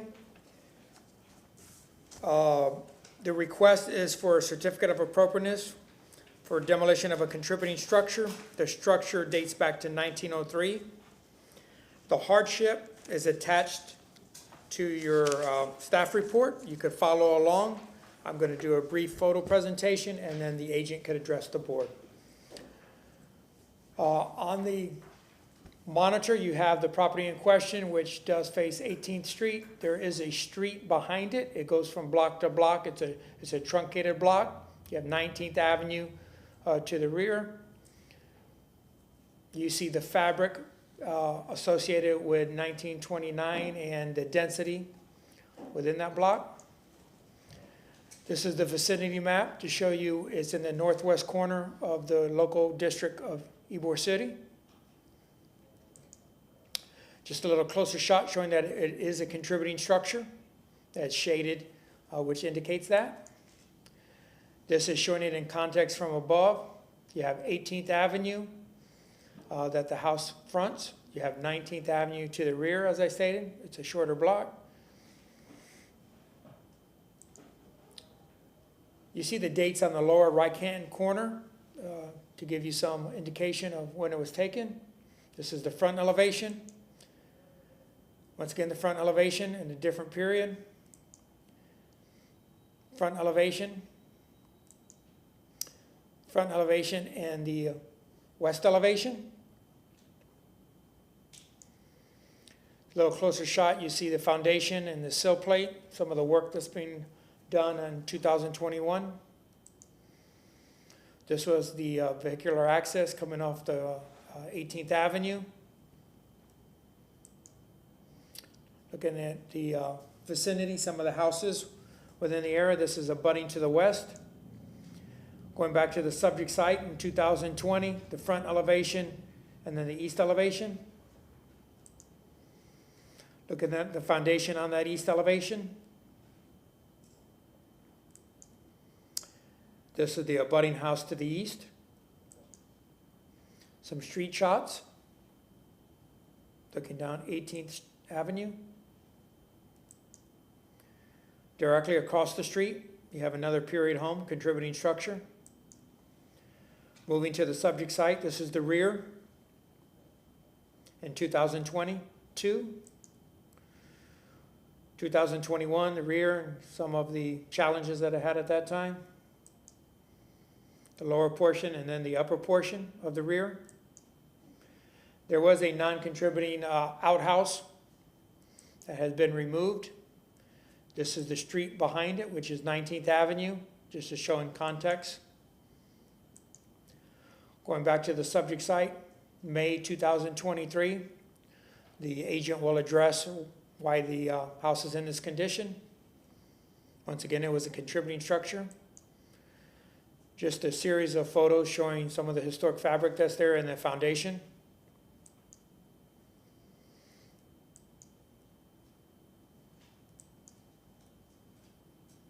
You see some older lumber and some new lumber here. Just looking back at the footprint of the structure. And to conclude, just that the house is under violation. The city is engaged in this process. There are some fines occurring now, but the owner is here to discuss why the house is in this condition. This is a contributing structure, and the packet, as I stated, is in your material that you have there to review and move forward. At this time, Mr. Rodriguez, Mr. Fernandez. Good afternoon, Commissioners. I just wanted to expand a little bit on Ron's photo essay. Obviously, the building that you're considering this afternoon has been demolished. It was demolished without a certificate of appropriateness. It was demolished without appropriate permits. The city's acted upon that through the enforcement process that essentially seeks compliance through the use of the code enforcement process. Your role here today is strictly to look at a request for a certificate of appropriateness to issue a demolition approval so that the property owner can move forward through the correct permitting process and pull the permit for final demolition. The structure's essentially on site. The site's been secured. So we will be looking at some sort of resolution to that issue. Being in hurricane season, we want to ensure that as this moves forward, that we're able to provide a safe environment for the neighborhood. But as of today, it is on site. So that being said, I will invite the applicant up, or agent, to go through the criteria within 2799.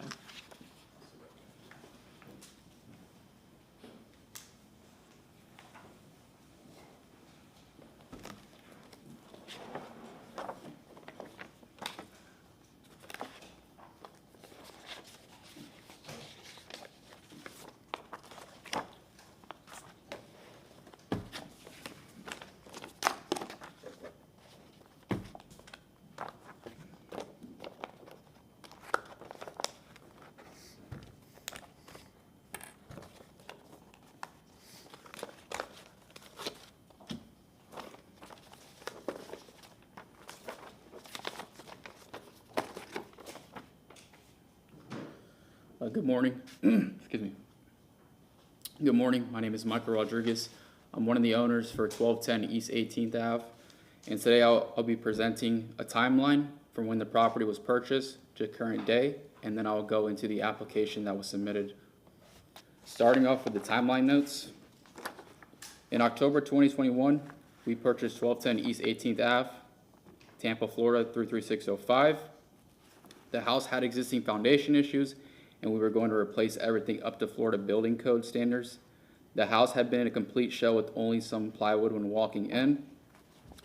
The house, when we purchased it, we have not done anything to the existing structure. Work was done partially incorrectly by previous owners, so anything that you saw or past pictures were from past owners that were done since we hadn't touched the structure. In July of 2022, we went through the whole Latino Barrio process and got approval for certificate of appropriateness in rehabilitating the structure. We submitted our building plans and got approval for our plans, which consisted of the scope of work, as you can see as I have on the monitor. Scope of work consists of complete interior remodel of a 2-story home, replacement and repair of existing foundation, floor, and roof structure, removal of rear porch structure and replaced with additional square footage. The structural wall shall be removed and replaced with new beam and footings. Electrical work, all new. Plumbing work, all new. Fuel, gas, all new. All new windows, all new doors.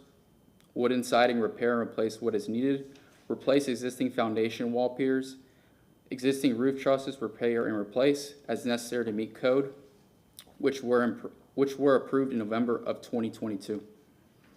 The property has had foundation issues and a tilt backwards since the purchase, and we needed to find someone to work on it before it became more of a safety issue, which we were going to repair per our plans.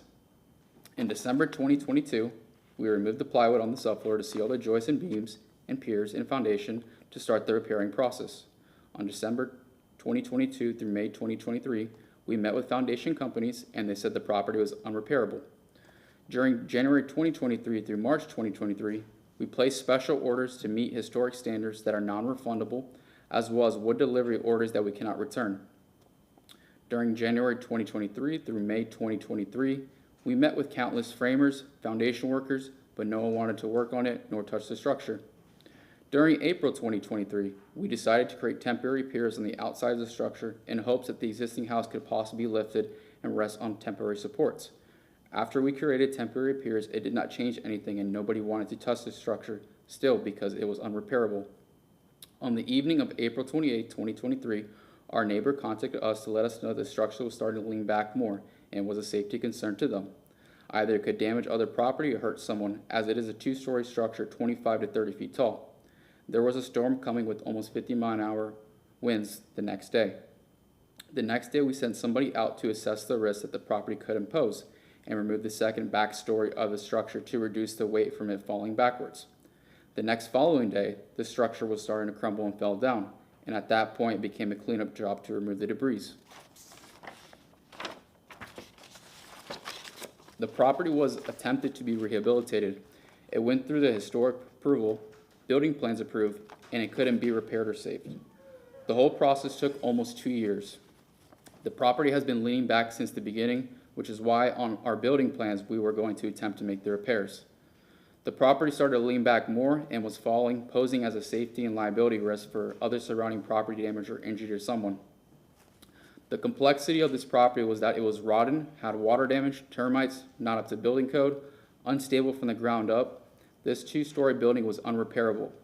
Letters were provided by the foundation company with their own engineer looking at it and another engineer providing a letter as well. This was a huge financial loss on our end, having spent almost 2 years of time, money, and non-refundable special orders that can't be used now. This property only made financial sense to purchase based on rehabilitating it. The moment we lost the structure is the moment this project became a total loss. We came into this property to rehabilitate it, as it is the only financial strategy that made sense. Unfortunately, because of many unforeseen circumstances, this occurred. And I'll show you 3 exhibits, and then we'll go into the application. As you can see right here, it has a scope of work stating what was being done to the property, because one of the historic inspectors claimed that he did not know what scope of work was being done to the property, and it was on the building plans that are approved. So I'm showing that at the beginning. And then here on the plans shows that the whole structure, all the foundation was being repaired and replaced, which I will try to zoom in to see if you can see the wording.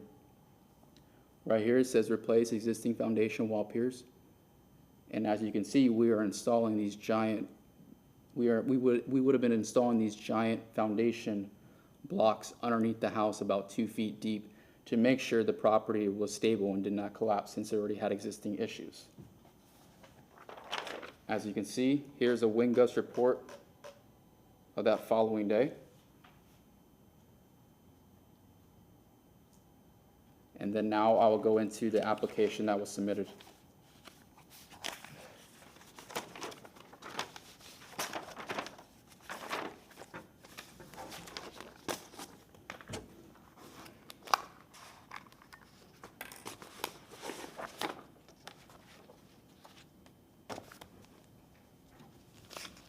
So starting with section 2799, application responses. I'll be reading the questions first and then answering with the responses. Burden of proof 1A, alternatives to demolish or relocation such as planned development districts. The property cannot be moved and is approximately almost 30 feet tall, which makes it impossible to move or relocate. 1B, whether the landmark or building or structure can be retained on the site. The property cannot be retained on the site. The property was in process to be rehabilitated, and the property was falling backwards due to structural foundation issues.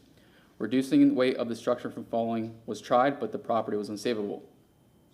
1C, whether relocating the landmark or building or structure is appropriate and feasible. Relocating the property is not possible. 1D, whether the applicant has the ability to build the proposed new construction within a reasonable period of time if the application is approved. We have the ability to build a proposed new construction within 8 to 12 months of approved building plans. 1E, whether the demolition or relocation is justified as an economic hardship. This is an economic hardship and the property needs to be demolished. The property cannot be relocated as well. 2A, starting off with 2, economic hardship. 2A, estimate of the cost of the proposed demolition or relocation and an estimate of any additional cost that would be incurred to comply with recommendations of the BLC for changes necessary for the issuance of a certificate of appropriateness. The estimated cost of demolition is $10,000, and the property cannot be relocated due to the complexity and safety of the structure potentially falling. The structure has been abandoned and unlivable and has incurred numerous code violations over the last 2 decades. Now I'll show you a document of an estimate to remove the structure. That was on June 5th of 2023.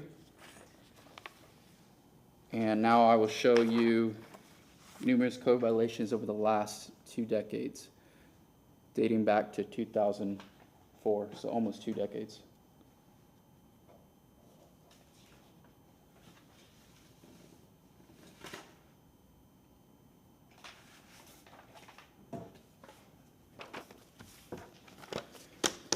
(2B), a report from a licensed engineer or architect with experience in rehabilitation as to the structural soundness of the structure and its suitability for relocation or rehabilitation. Attached is a licensed engineer letter and states that it's not possible for rehabilitation or relocation. As the report states, foundation piers are deteriorated and in poor condition. Perimeter joists are deteriorated to the point that the structure has settled by crushing the perimeter joists. Due to the extent of the repairs that need to be performed, the structure in its entirety will need to be brought up to current code requirements.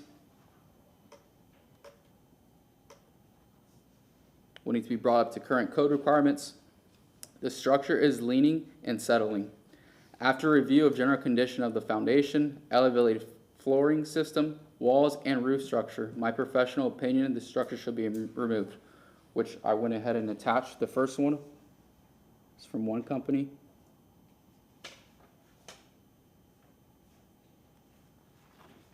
And then for the second company, which is a foundation company with their own engineer evaluating it. Attached is a licensed foundation company that states that the property cannot be moved and is unrepairable. As the report states, after review with our engineer, it was found that the structural integrity of the property is unsound and we would not be able to lift or stabilize it.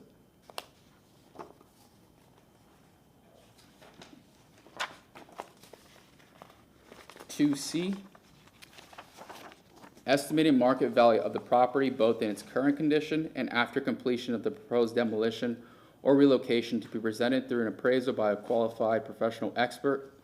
The estimated market value of the property in its current condition with the structure assuming it was still there is $160,000. After demolition, the value of the land is $105,000, which I will show you in section H of the appraisal. 2D, an estimate from an architect, developer, real estate consultant, appraiser, or real estate professional experienced in rehabilitating as to the economic feasibility of rehabilitation or reuse of the existing structure on the property to the value of comparable properties within the district or relocation to another property within the district. We are real estate professionals experienced in rehabilitation. We have been rehabilitating and building properties for the last 5 years. Economic feasibility is not possible.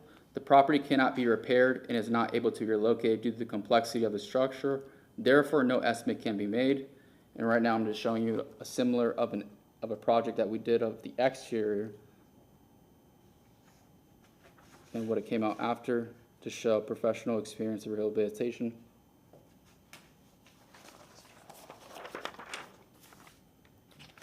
(2E), amount paid for the property, the date of purchase, and the party from whom purchased, including a description of the relationship, if any, between the owner of record or applicant and the person from whom the property was purchased, and any terms of financing between the seller and buyer. The property was purchased for $160,000 in September of 2021. The property was purchased from a previous owner who had code violations on the property, and we purchased it to bring it into compliance. There is no relationship between the previous sellers, and there is no financing between the previous sellers. 2F, if the property is income producing, the annual gross amount income from the property for the previous 2 years and depreciation deduction and annual cash flow before and after debt service, if any, during the same period. The property is not income producing and is not livable. The property was a complete shell on the inside and the whole structure did not meet building code.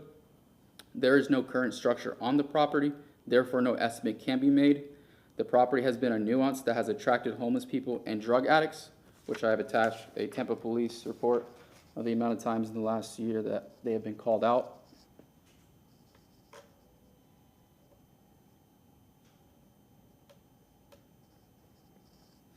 The property has become a location for drug use with over 150 needles cleaned from the property, body fluids, and human feces left on the property. Fences, no trespassing signs, phone calls to the police do not stop people from breaking into the property and setting campfires in the backyard at night. And now I'll play a voicemail from a neighbor, one of the many that I've received the last 2 years that I ended up not deleting because it was more recent, of them pleading for me to do something to the property because their living standards are being affected.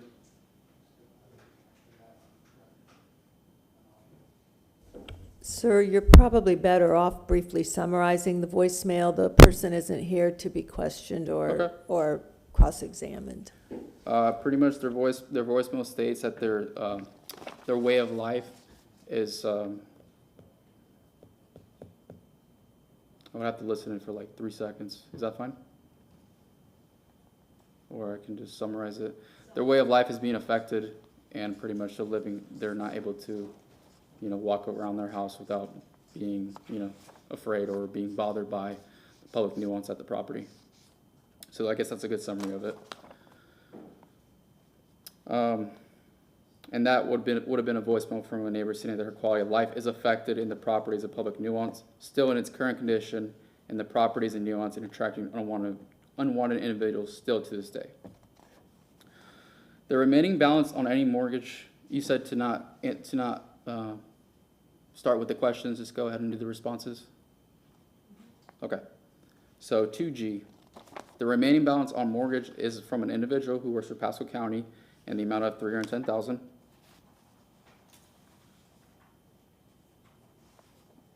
The last 2 years, time and money has been put into the property. $90,000 was spent on architectural plans, engineers, permit fees, special orders that are non-refundable, orders that have been delivered that cannot be used now, and over $60,000 in holding costs. Also in the amount, $15,000 in closing costs were paid for the initial purchase, and then needing to refinance the property for a higher loan amount to do the renovations. There is currently a wood order that cannot be used that is still at the property that was ordered 2 weeks prior and delivered.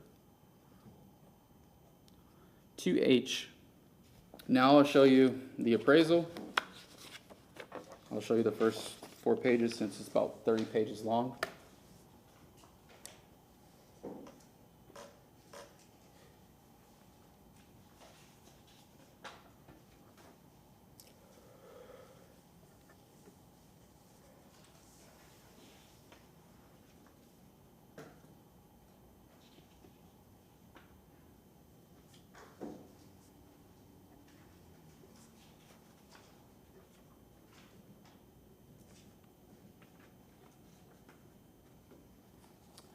2I. The property was listed for sale in June of 2022. The price we were asking for the property is what we were currently all in at the time, $269,000. No offers were received and no interest from anyone in purchasing it. Only a verbal offer was received for the land value of $100,000. There were multiple showings and no one wanted to buy it. They were only interested in purchasing the land due to the extent of the renovation that was needed. 2J, the assessed value of the property attached. The assessed value in 2021 was $84,000. That's 2022.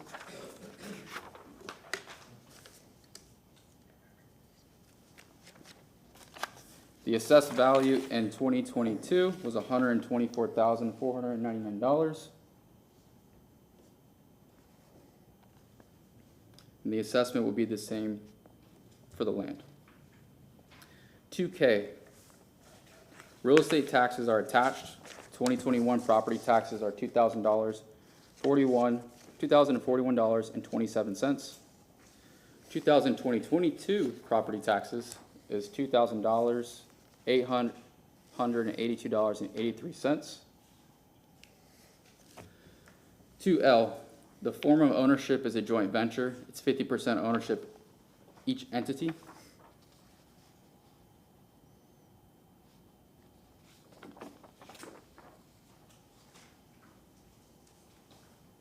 And then 2M, the property does not yield any reasonable return for us. There is no current structure on the property, therefore there is no beneficial use to us or the community in this condition. This property is a total loss for us. We would like to provide an improvement to the community. At this point, due to the length of time and money spent, any new structure put on the property in the future would be a charity bill with no financial gain. The property from the beginning only made sense to rehabilitate the existing structure, which was not possible. And then I'll show you some photos of what I was able to find on our cell phones of the existing structure. This is some photos of the foundation's condition, which all of it was going to be repaired, but it was unrepairable. The discoloration, that is not ink, that is the condition of the foundation.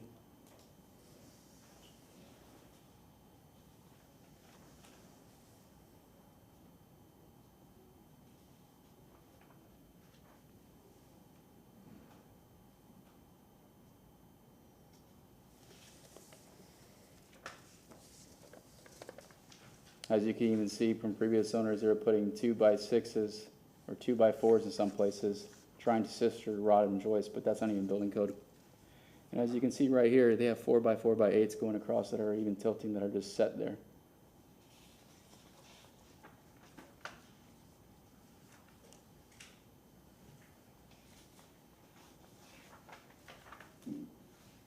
This is some of the exterior walls on the inside, how they have the walls.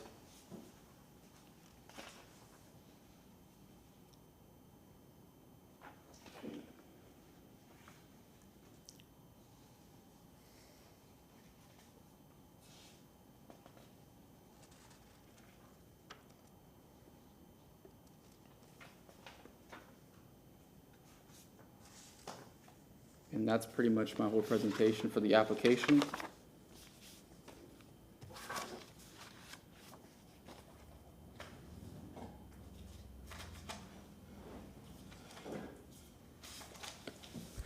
Is that the end of your presentation? Is that the end of your presentation? Yes. Okay. Let Mr. me- Beal? So Commissioners, Ron Vila, staff with Historic Preservation. On your staff report, page 6, staff's finding that there's a finding of fact that was presented with the information that was presented and through his verbal presentation, that the submission satisfies Chapter 2799 of the Tampa City Code of Ordinances. The contributing structure was demolished by the applicant and the owner without a certificate of appropriateness or building permit. In doing so, the integrity of the building was compromised intentionally, and Section 2799 should be addressed as he presented this morning. As part of 2799, there is a Section 4 that discusses self-imposed economic hardship. There's an A and a B, that the applicant, that in the event that the BLC finds that it was a self-imposed hardship, an applicant for the demolition of a landmark, a building or structure located on a landmark site or a contributing building located within the Ybor City Local Historic District, if it meets that criteria, which it does, or B, a property owner of such property has compromised the architectural integrity of the building or structure by intentionally or willfully neglecting the property, the BLC shall deny the application for demolition. As part of the review this morning or this afternoon, we had asked for him to provide additional information to strengthen Chapter 2799, which he presented additional information through his submission that we received earlier, to have his professionals present so they could be cross-examined to the report that was submitted into the record, to provide a timeline from the beginning to where we're at today so it's easy to follow the sequence of events as it moves forward. So those items have been addressed. Your charge this morning is to look at the report that was submitted, to look through the verbal report that was given this afternoon, and see if it satisfies Chapter 2799 for the demolition. That concludes my portion. Thank you, Mr. Vila. Okay. Anyone here from the public wishing to comment? Seeing none, we'll ask some questions of the applicant. We'll start with Ms. Welch. I need to continue to gather my thoughts. Okay. Come back. Anyone else want to go, or I can go? Go ahead. All right. So you guys bought the property in 2021 for $160,000? Yes, that's correct. Okay. Then you came to us in 2022. You put that master bedroom addition on the back, single story. Yes, we were adding about a 700 square foot addition to the property, and it was gonna be done from the existing house. Right. There was an enclosed porch that was done incorrectly, that was just attached to the end of the house. Right. But it was gonna be redone from the existing structure. Right. So when did you demo that lean-to on the back of the house? That got cut off, after building permits were approved. So building permits were approved, you got the barrio Yes. approved. So that And the shed got was cleaned up in the April, back. May 2023? No, that was back in December of 2022, December 20. when the shed got cleaned up in the back as well, cause Right, there was a code that compliance. detached structure out there, that got Yes. removed, and then Yeah. you took the lean-to down. Yes. All right, and so that's with your foundation plan, that's the structural drawing that you Yes. showed us right there. Yeah. Can we look at that structural drawing? Yeah, I only brought since the building plans are public information, I only Well, that- brought the foundation, part of it, Yeah. so let me get that for you real quick.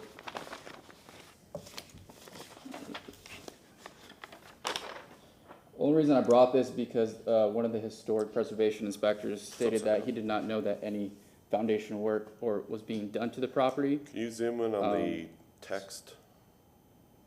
Which one do you want to The zoom in? text on the right Okay. hand.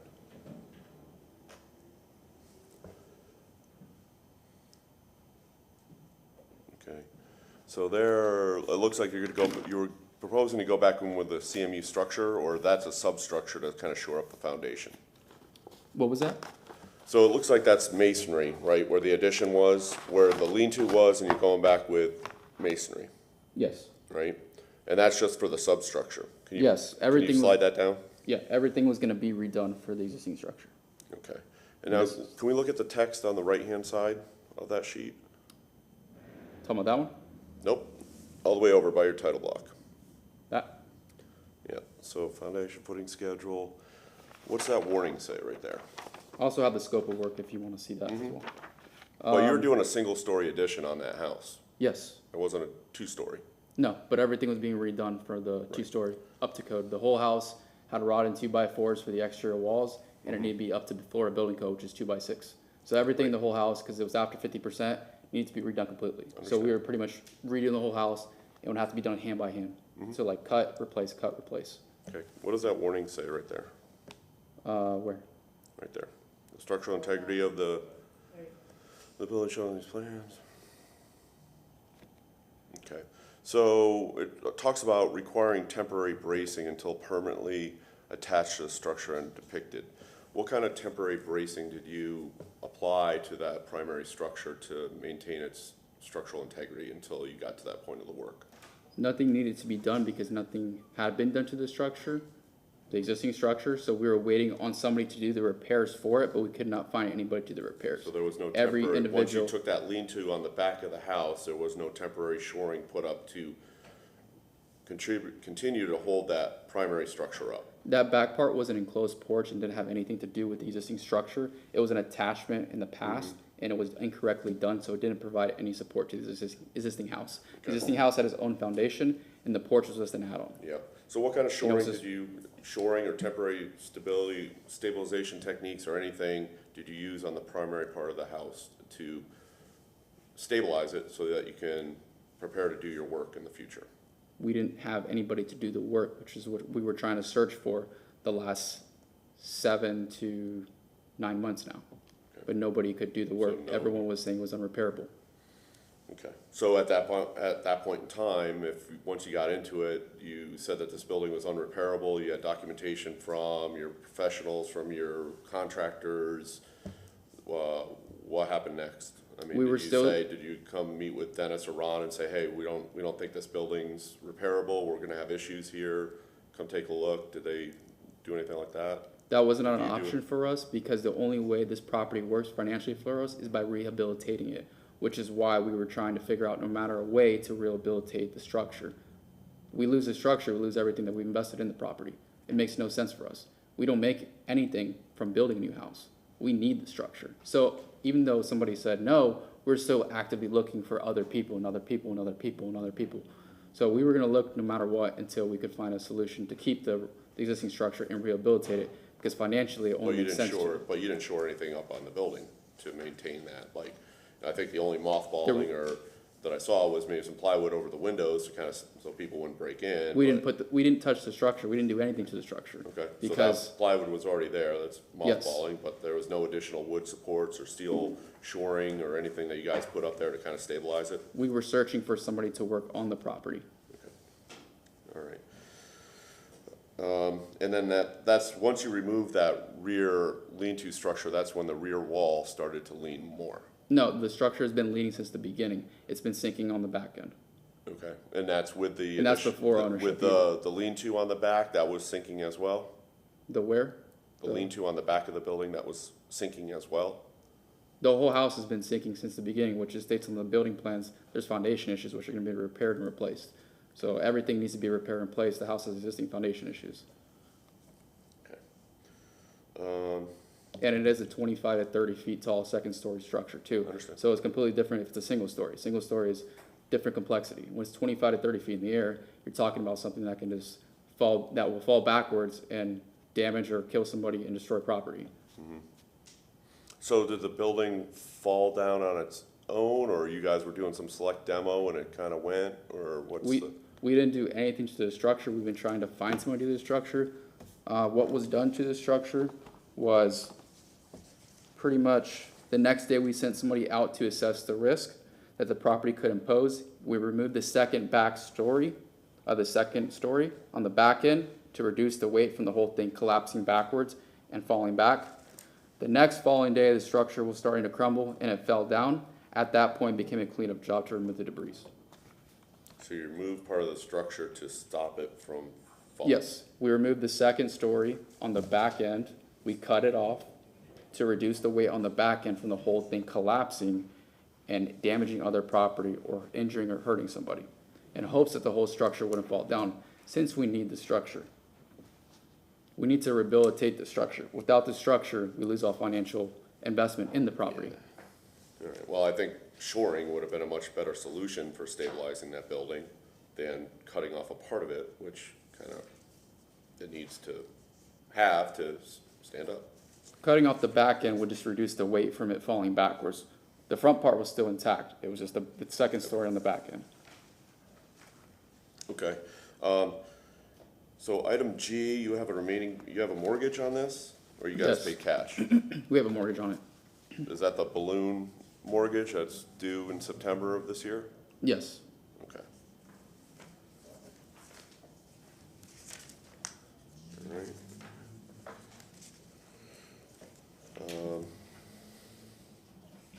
Okay, thank you.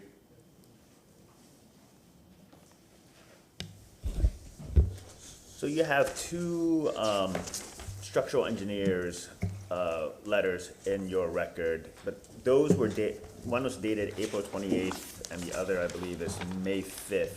So these assessments were taken after the lean-to was demolished? in the No, back. they were before. As you view the Mid-State Foundation Company, that was dated from, I have to find it, so, because I have about 40 pages here.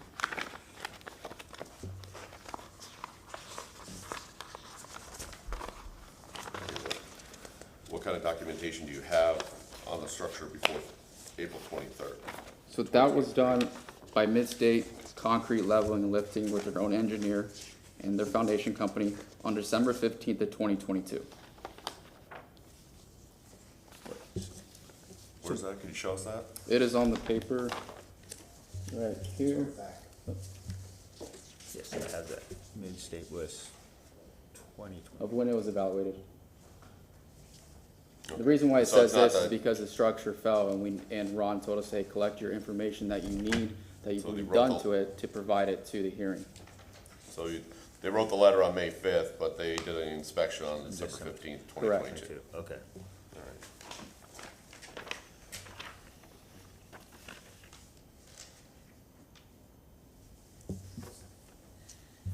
So then, what was why did you go ahead with the demolition after Mid-State found that the structure was unsound? Why did you all proceed with demolition of any part of the building then? Because we've Time. invested so much money in the property, so it only makes financial sense to rehabilitate the property. So it does not make sense to remove the structure. We need the property in order to even make something from it. If we remove the structure, we lose anything to gain from the property. We lose all our money invested in it, we lose all our money, time and money spent into it. The reason why the purchase was 160 was to rehabilitate it. It does not make sense to build a new house there because price points in Ybor are not that high. And then upon Mid-State's findings, so you were trying to still rehab the structure, you demolished the lean-to at the back of it. So what was your strategy moving forward after the assessment that Mid-State had given you, that it was unsound and wasn't able to be stabilized? Still look for somebody who could do it, who would attempt to do it at least. So we were waiting, and we were pretty much on a constant cycle of doing interviews with people to see who could actually work on it. Because at the end of the day, an answer from one person, just because they won't do it, we're trying to find somebody else. So we were trying to find, no matter what, somebody who could work on the structure to rehabilitate it so we can actually get started on it. Because all the money and all the time we spent into it, we've already invested into it. All the money that's spent for the non-refundable orders, that the lady who the first hearing mentioned, the windows are $20,000. Yes, they're $20,000, but once you place that order, they're not refundable. So moving forward, it was just, hey, we have to find somebody, even if it takes longer than expected, but we still need to find somebody no matter what, because we need to rehabilitate the structure.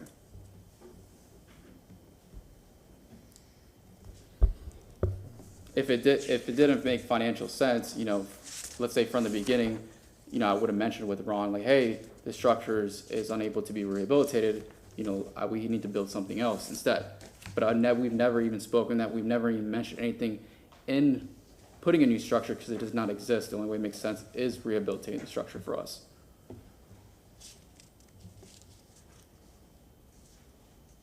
Were you all acting as the general contractor on this project as well? No, we were trying to find subcontractors to do the work. Which is why we were looking for foundation companies to do the job. Okay, but you're acting as the GC though, because you're managing all the subs and all that stuff, or do you get hire another GC to? Yes, you have to hire, but in this case, you're not doing any work to it because this is foundation, so you need to hire a foundation company to do the work. So in this case, this has nothing to do with general contractor. It's pretty much based on the foundation company to do the repairs necessary, so then you can actually do what needs to be done after the foundation is complete.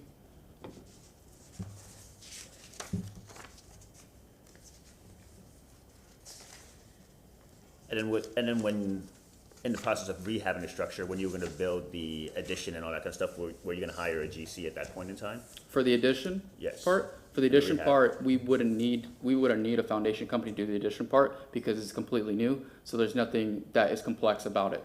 The complexity was the existing house because it's a two-story and you need to repair all the foundation of the two-story. So for the addition, we wouldn't require for a foundation company to do it since it's a new add-on. I understand that, but so were you gonna manage, were you gonna hire subs for that Yes. individually as well? So Yes. Okay. But not a foundation company for that part because it's not needed. It's an add-on at that point. Foundation company would have been hired for the existing house. So you would have acted as the GC in construction then? For the addition, when it was added For the whole later on. project? For the foundation, no. For after the foundation, yes.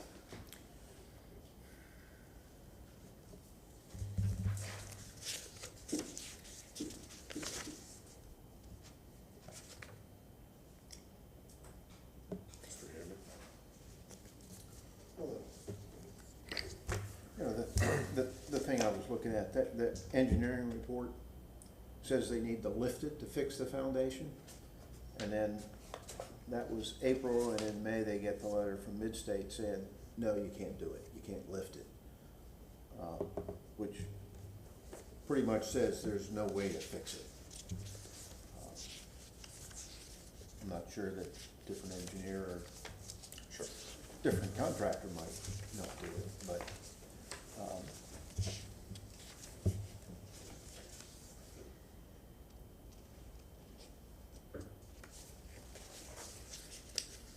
But I also think to your point, Rich,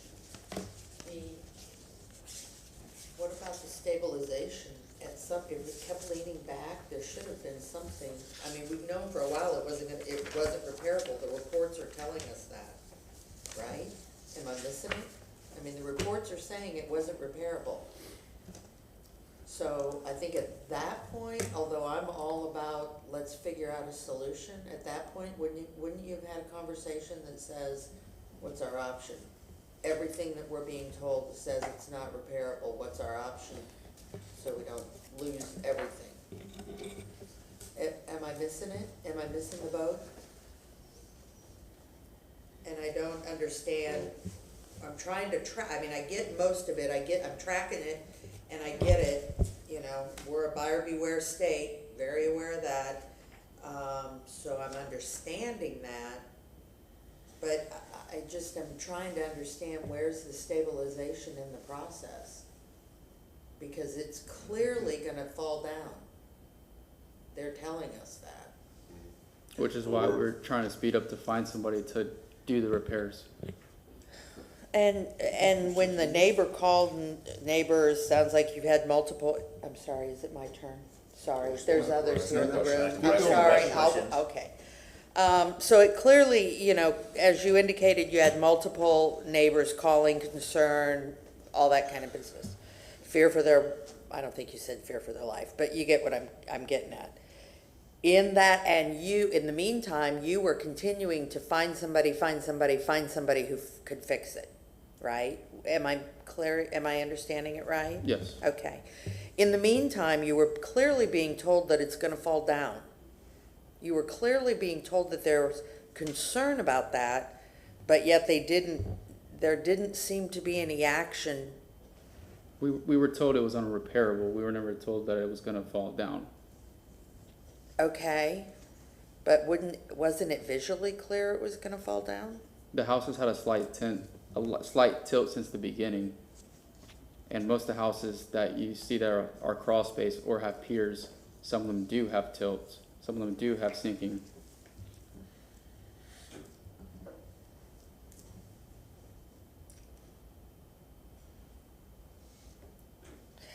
When Ron gave his report, he indicated some concern. Can you explain what he's talking about? For which part? About taking, and make sure I understood it correctly, Ron, what I heard in understanding that there might have been some action taken to help it fall over? Did I miss that boat? Am I swimming in left field again?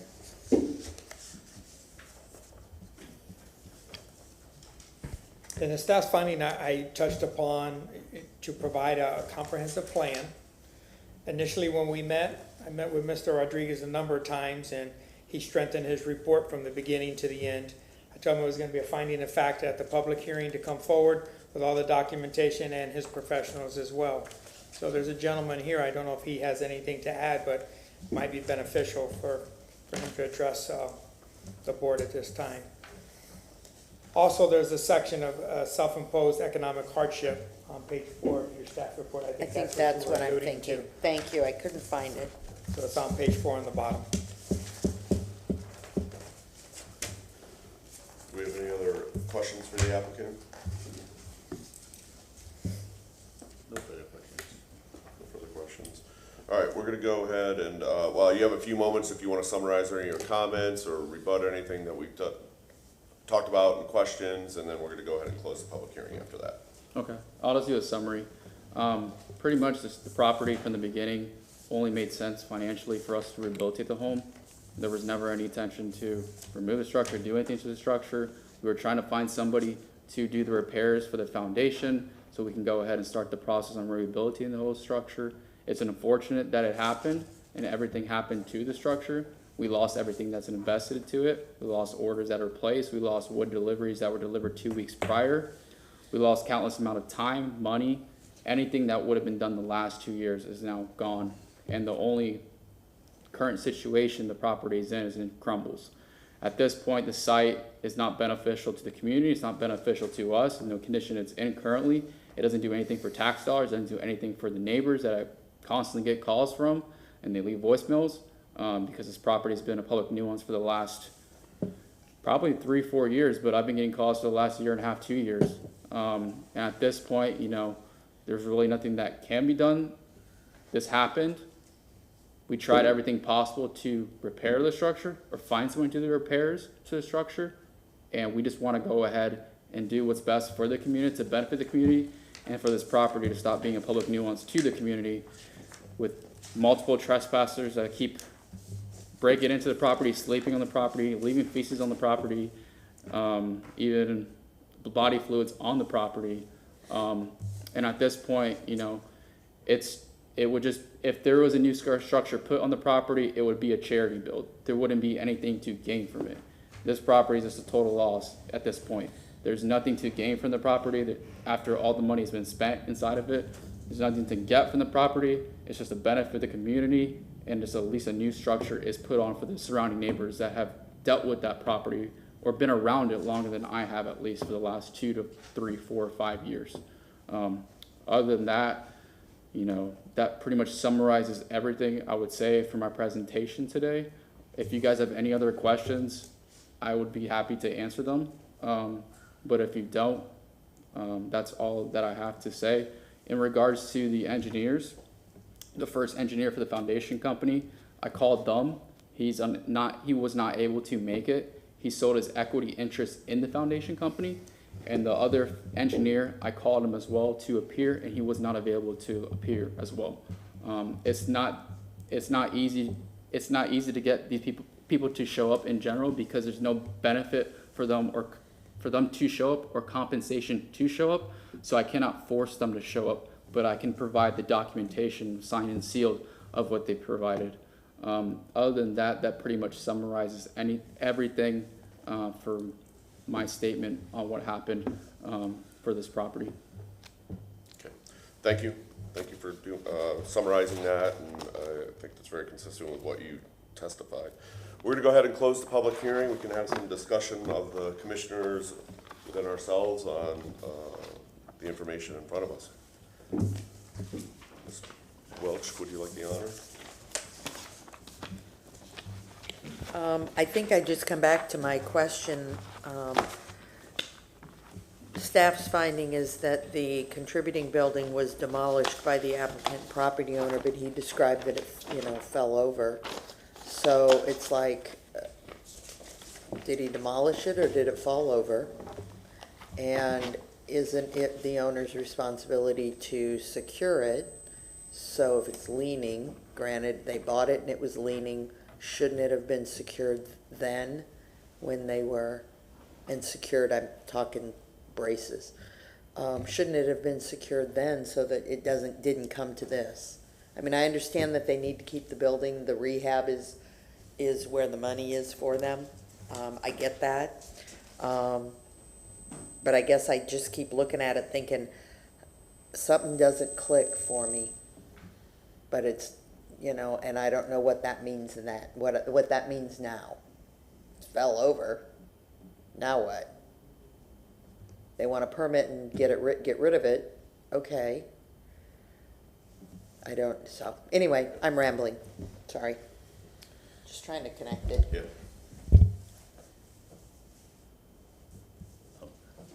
I'm not sure all the precautions were properly taken. I can understand that there was a lot of money invested in the project, and I do believe that the applicant did have good intentions to rehab the property and try to bring something good to the community. But I think from a construction standpoint, they may have been a little bit out of their depth without hiring a general contractor who may have ended up showing up the property and been able to coordinate something with, because foundation company, it's not gonna shore up something that a demolition company does for a lean-to. Usually those are two different scopes of work. And then something that a GC would have been able to more properly coordinate and ensure, you know, proper work on a building and ensure its structural stability as work was being kind of performed. Obviously we're at a point now where the building's no longer there, so I'm not really sure what remediation paths that there are at this point in time. But it's, but yeah, I just don't think all the precautions were properly taken, it sounds like, for the proper work to be performed in the building as it was being rehabbed. Yeah, I agree with you there, that there are precautions that could have been, actions that could have been taken to shore it up, to brace it, to hold it in place. But given the photographs I've looked at, the extent of work that needed to be done was, I mean, it was like almost the whole foundation needed to be replaced. I make my living restoring buildings, and this was be a real challenge to get done. Was it doable? It could have been, but I think a new structure would have cost less than trying to save this one. And I probably won't disagree with you there. I think it's just sort of about the proper channels and the proper, and the proper thing being done that, if, with these reports that had happened, like if Midland had reported that, that the structure should have been demolished in December, why wasn't something kind of brought forth to our attention and filed with us first before, it kind of came down to this very unfortunate situation? And clearly they do nice work in the picture that he showed of the property they had bought before and what the end result was, right? So they can do that, but in this case, something missed the boat in this case. Yeah, well, I think they tried to do the right thing. Yeah, they went through the process to the addition and. Right, they came to us on the modification, that kind of thing. Yeah, I think they had the best intentions at heart and really wanted to move this through the process. They came in front of us in 2022 with the addition. But there's, from the time that the foundation, the structural integrity was documented in December of 22, December 15th to May 5th, zero action was taken to preserve, protect, stabilize that structure. They knew about it. I think within that 5 months of time, they could have reached out to Ron or Dennis or staff and said, hey, we're not sure this is doable. And I think we're all in the business here. It's like, there was pretty much nothing to stabilize, right, to repair, but you still have to do it. You still have to do it. Yeah, take the action. It's a contributing structure in our district. It's not a house that was built in '62 that's just ready to kind of teal over. This is a contributing structure, and they know that. So I think that timeline, they laid out the timeline, but there was certainly ample time in there to say, hey, Houston, we have a problem, right? And come back and go meet with Ron and be like, there's really nothing out there. It's fallen in state of greater repair, but zero effort was given on their part to talk with staff, to stabilize with any materials out there. You know, a shoring company should come out there and start putting up some, you know, steel buckles and get that stabilized so it doesn't move, so you can do the renovation work. And yes, they would have had to lift it and move it, and that, I think it would have been a monumental task, but I think, I go back to the staff findings, and I'm just gonna read them. The applicant satisfies the submission requirements of chapter 27-99 of the City of Tampa ordinance. The contributing building was demolished by the applicant / property owner without a CA or building permit. In doing so, and I think we'd have to say it's partially demoed and partial fell down. You know, we don't know what happened. Right. Okay, it could have fell down, it could have, you know, hey, we'll take out this back leg and, you know, maybe it'll stay up, maybe it won't, I don't know. In doing so, the architectural integrity of the building and structural integrity, I should say as well, of the building was compromised intentionally because I think they didn't take the necessary steps to protect what they had. Big picture, you know, it was a monumental task. It probably would have been better to tear it down and rebuild it in the same thing, but this was, I think, the intentional there. And then that brings me to 27-99F, self-imposed economic hardship. A property owner of such property has compromised the architectural integrity, and I'd say structural too, or structured by intentionally or willfully neglecting the property. The BLC shall deny the application for demolition. So, I mean, I think it's kind of pretty clear what's happening here. So I don't think we, you know. Yeah, I mean, it states, that's what the guidelines, It's already demolished. yeah. I think that, so now what? I mean, it's already demolished. So we have, are we supposed to It's a contributing say? structure, but, you know, I mean, You're right, I it think is. like, there are standards in our ordinance, and So if we say, and I get what you're saying, and maybe this is more of a process question for me, for staff, is if we say, I mean, how are we supposed to vote? Because if we need to give it approval, then approval to what? Be demolished? Well, it's already demolished. Can somebody help me? This is Dana Crosby Collier, and Dennis will step up and he can add to what I have to say, but before you today is the approval or the disapproval of the request to demolish. It is an after-the-fact request, but if you find that he's met the criteria for demolition, then you could grant the COA for demolition. If you find that he has not met the criteria for demolition, or that it is a self-inflicted demolition, then the code does state that you will deny the application. As for the next steps, the owner would have the option to appeal this board's finding to the city council in a review hearing. Regardless of whether you approve or deny the demo, though, application before you today, we do ask that you all go ahead and make the finding that you're okay now if staff authorizes him to go ahead and clear the site, because he does have a pending NOV on the property for the nuisance, the debris on the site that you've seen in all the pictures before you. They wanted it to be there for you to see. So whatever you find, please go ahead and, if you're comfortable doing so, release the site so that staff can continue to work with the applicant to get that cleared up. Yeah. But not to distract you from your question before you, and I'll let Dennis add anything he might. Good afternoon, Commissioners. This is definitely a difficult case to administer, because I think the code is really written to deal with cases that are being, the request is being made before the action is being taken, obviously. Under 27, under the code, under 2795, it outlines exactly what the powers and duties of the BLC staff and administrator are, and administratively approving demolitions that are not of a imminent threat is beyond the role of the administrator and the staff. So the appropriate course of process, it was to schedule this here before you today.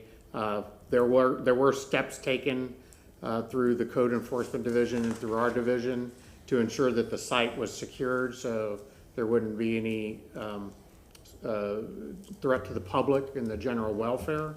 But ultimately, it does fall back to, you know, the available recourse within the code, which is, you know, what's been aligned to you under 2799. I mean, practically speaking, the house is demolished. The condition is irreversible. There is a sort of pragmatic approach to this of trying to perhaps alleviate the condition through new construction, which the property owner has indicated is a plan of there in the future. But there's not going to be any action that's taken that's going to reverse the condition of what's on that site today. So you know, we certainly don't want to place these things in your lap to have somewhat of a quagmire of not being able to have recourse. It's a board decision on where this goes. You know, the letter of the code is really, I believe, as I said, intended to deal with projects that are coming in advance, you know, through like demolition by neglect situations and such. But in this particular case, this is the process in reviewing this with our legal counsel that fit the action that was taken and the need to move the request forward so that the board really has some role in both knowing about and understanding the condition of how this got here to you, and taking some sort of path to participate in the ultimate decision to remove a contributing structure from the district. Okay.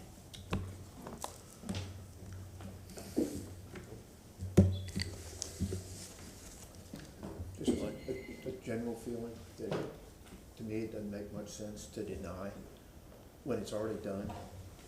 All it's gonna mean is now he's gotta,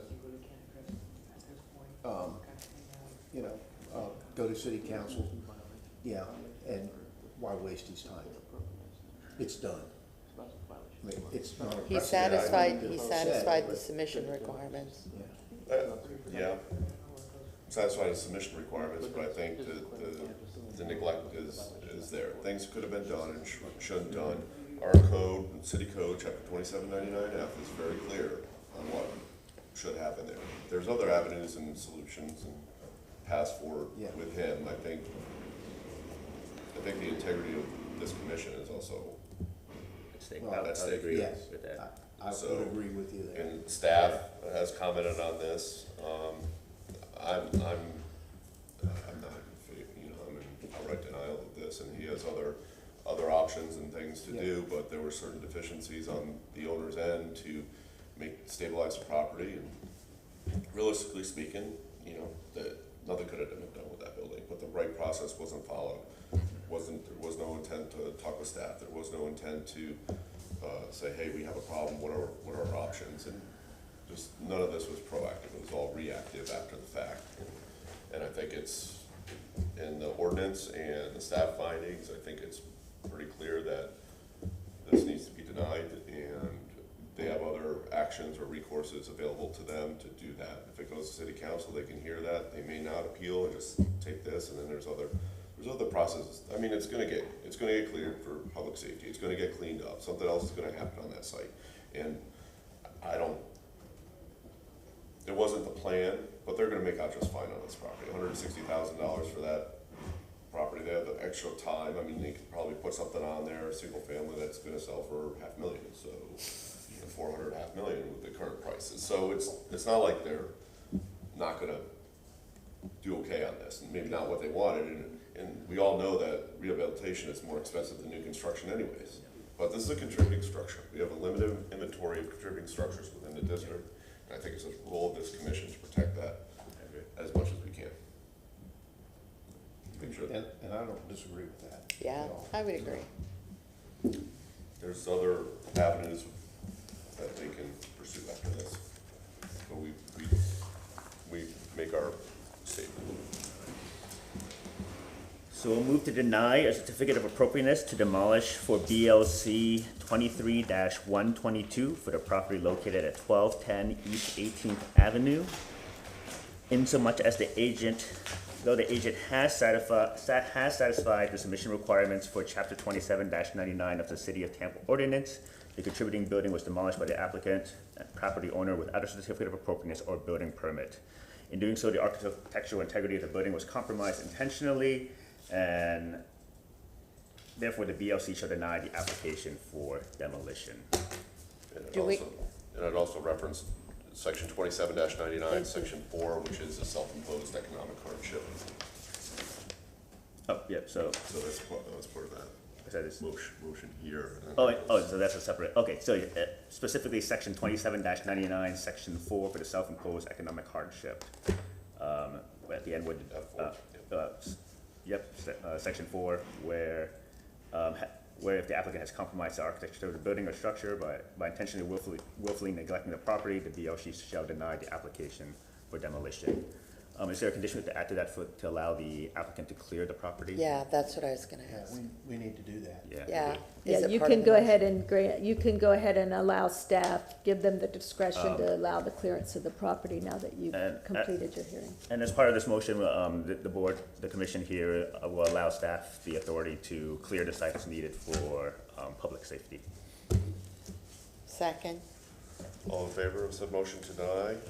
Aye. Aye. Opposed? Motion carries. Okay, seeing no, check my agenda. What? We already did staff approvals. They were already entered. We already entered that into the record. Oh, okay. Yeah. You're on a roll today. So motion to receive and file submitted documents and exhibits on today's public hearing, July 25th, 2023. Second? All in favor of said motion, say aye. Aye. Motion carries. So, I don't, maybe it's a separate bullet item that we do staff approvals, do that with announcements under Dennis. I was thinking that's where that kind of fell, but.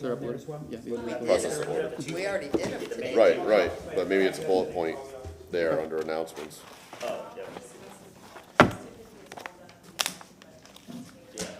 Right, okay. Seeing no other business before the BLC, we are adjourned. Thank you.